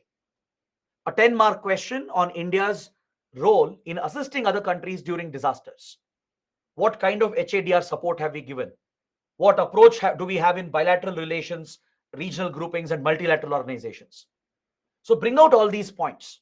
How we work with UN, how we work with countries like US and Japan and Australia through Quad, how we work through groupings like BIMSTEC, SARC, and IORA, how we bilaterally give assistance as well to friendly countries and any country for that matter. Right? This is purely done on humanitarian grounds, and that is India's soft power diplomacy. So this completes my elaborate, detailed discussion on disaster management. We have covered all the key topics. You don't have to read anything else. What I have discussed should be more than enough. Now, of course, your responsibility is to cover current affairs, then revise and practice. If you can do this, trust me, your preparation for disaster management is done. All right. Now, please bring up all your doubts and questions. I'll answer them for a few minutes. SMEs, please push all the good questions into dismiss section. Meanwhile, we'll look at some previous year's questions, PYQs. We'll take up maybe a couple of questions for discussion, and then I'll answer all your doubts. Now, look at this question from 2013. 2013 means paper. How important are vulnerability and risk assessment for pre-disaster management? As an administrator, what are the key areas you would focus in disaster management? It's actually a simple question. It's conceptual. So you have to explain what is vulnerability, what's risk assessment, why is it important in pre-disaster management. So you can bring out the DM cycle, show that in pre-disaster management, we focus on planning and preparedness. And to plan and prepare, you have to understand vulnerability, how vulnerable a region is towards a disaster, right? So vulnerability determines disaster risk, and explain through risk assessment, we figure out which regions have the highest risk, which regions are vulnerable. And through better planning and preparedness, we can reduce vulnerability and reduce the risk. If you can bring out that assessment and give that equation as well, where disaster risk is hazard multiplied with vulnerability and exposure, right? So depict that in the introduction and the first part of the body, and your answer is completed. Next question, the next part here is asking your opinion. As an administrator, what areas would be your priority in disaster management? Pick out some important areas. You would have already explained the DM cycle. Say that as an administrator, I would first focus on planning and preparedness, which is the prerequisite in pre-disaster management. I would focus on understanding the risk in my region. I would understand the nature of the hazard and start preparing and planning accordingly. Then explain that you will build capabilities for response and relief. In planning and preparedness itself, you will gear up the abilities of the forces and the authorities to ensure that you respond effectively to a disaster, to give effective relief. Also focus on the community. Maybe you can take an example. Let's say I'm the district collector. I will bring the local community on board and get them more awareness, better training to build capacity at the grassroots, so people can themselves take action and assist the authorities. And finally, talk about the importance of recovery. That I will focus on compensation, rebuilding the infrastructure. So give out these points in a structured manner, and that completes your answer. Let's see a question from 2015. Look at this question. frequency of earthquakes appears to have increased in the Indian subcontinent. However, our preparedness for mitigating the impact has significant gaps. Discuss various aspects. So, what do? First, you explain India's vulnerability to earthquakes. That's what the question is focusing on. Draw a rough map, point out the high seismic zones, zone 5 and 4, show how Andaman Nicobar, the entire Himalayan belt, right, and parts of Gujarat are highly vulnerable. And we have seen major earthquakes happening, and give examples. The earthquake in Jammu and Kashmir, earthquake in Sikkim, right? And mention the tectonic activity. Mention how the Himalayan belt is extremely prone to mega earthquakes. Give example of the Bhuj earthquake.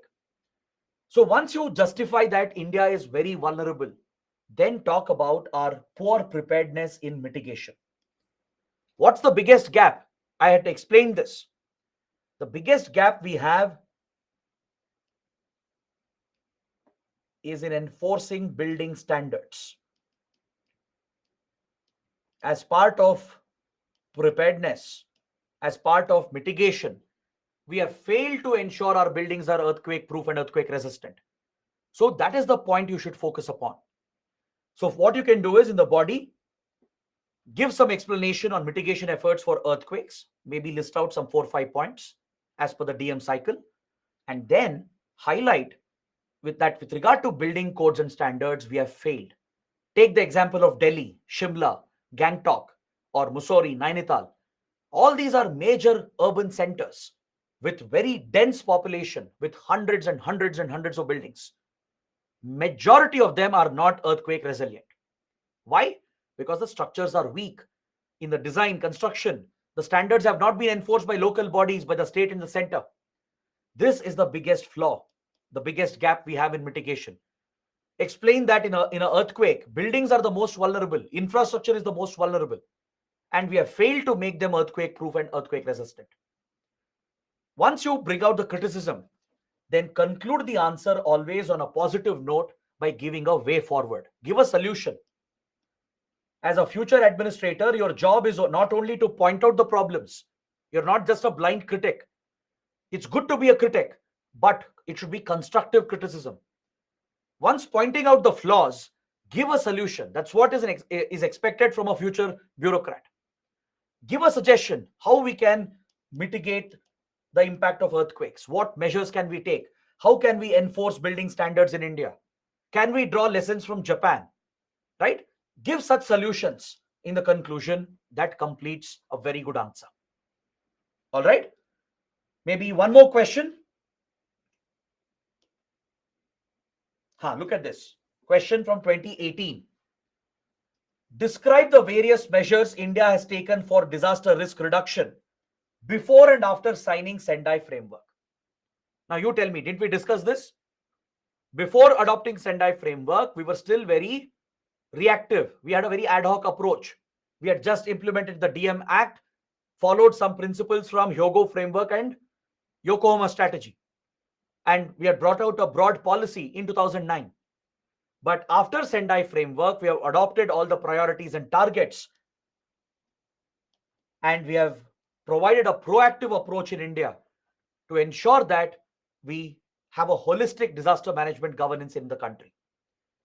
So explain how the focus is disaster risk reduction, how Sendai framework is different from Hyogo framework. You can list out the 5 priority areas of Hyogo framework. Mention that under Hyogo, there were no targets, no deadlines, and no specific action goals were given. This is where Sendai framework has improved, and it has given 4 specific priorities with 7 quantifiable targets, measurable targets. And a deadline has been given, that's 2030. So please bring out this assessment and explain how disaster management has changed in India since implementation of Sendai framework. And that completes your answer. All right. So like this, we had questions on some specific disasters as well. Like we had a question on landslides. Yeah, this question in 2019. Specific question on disaster management, right? That focuses exclusively on landslides. So like this, Very simple, straightforward questions will be asked. You don't have to really worry about the subject. If you have understood everything, if you revise all that I've taught, right? If you go back and cover all the concepts, finish the static part, and update your current affairs, then trust me, you can easily write good answers. Of course, you need to practice answer writing. So take up all these questions for your answer writing practice. Based on how we discussed, revise everything and then try and write answers to these previous questions. I expect all of you to take this very seriously. So just few more minutes, I'll answer some doubts and questions and then we can close the discussion.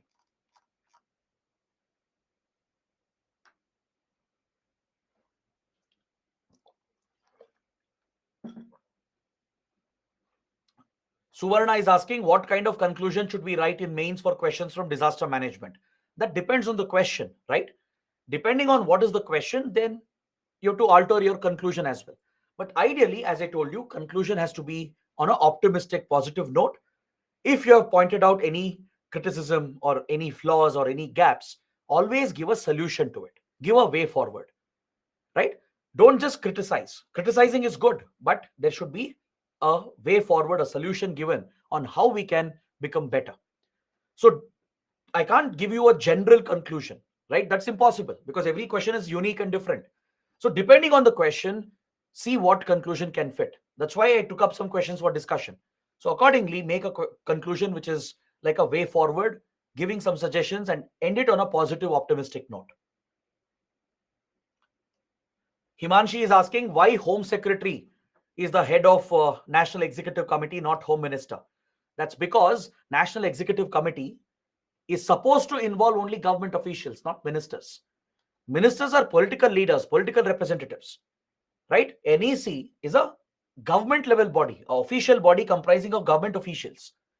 So a Union Home Secretary is the chairperson, not the Home Minister. Vaishna is asking, we may be asked to examine center-state relationship with respect to Disaster Management Act. Yes, definitely yes. That's why I discussed the role of central government, state governments, the financial relationship, the responsibility, right? So you can expect a question on center-state relationship with regard to disaster management.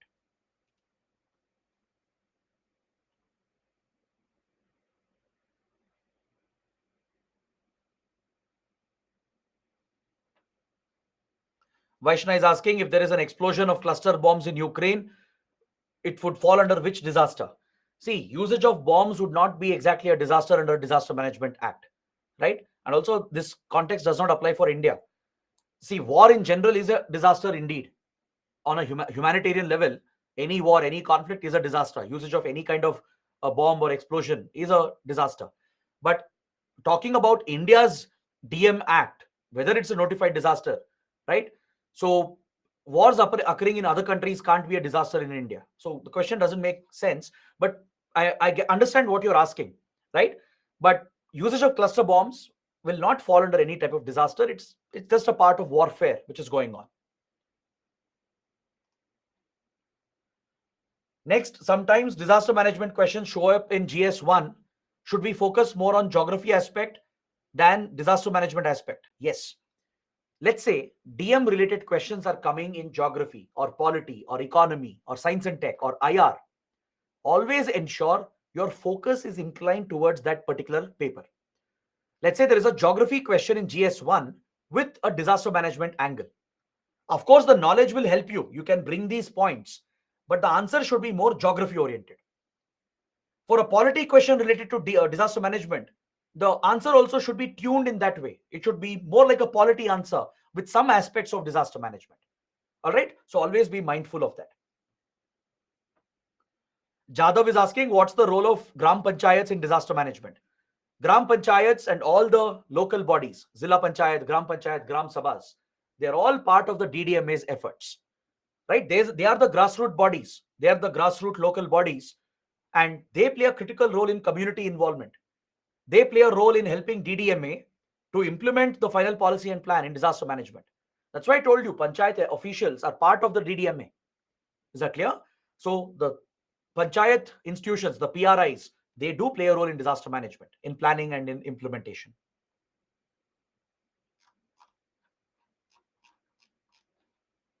Okay, I think these are the questions.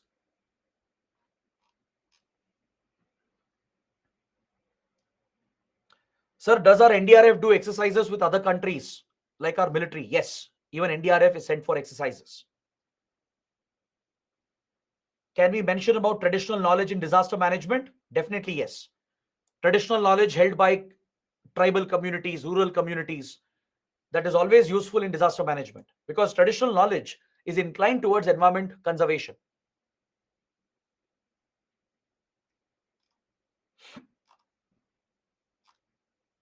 I'm just trying to take a few more questions if possible.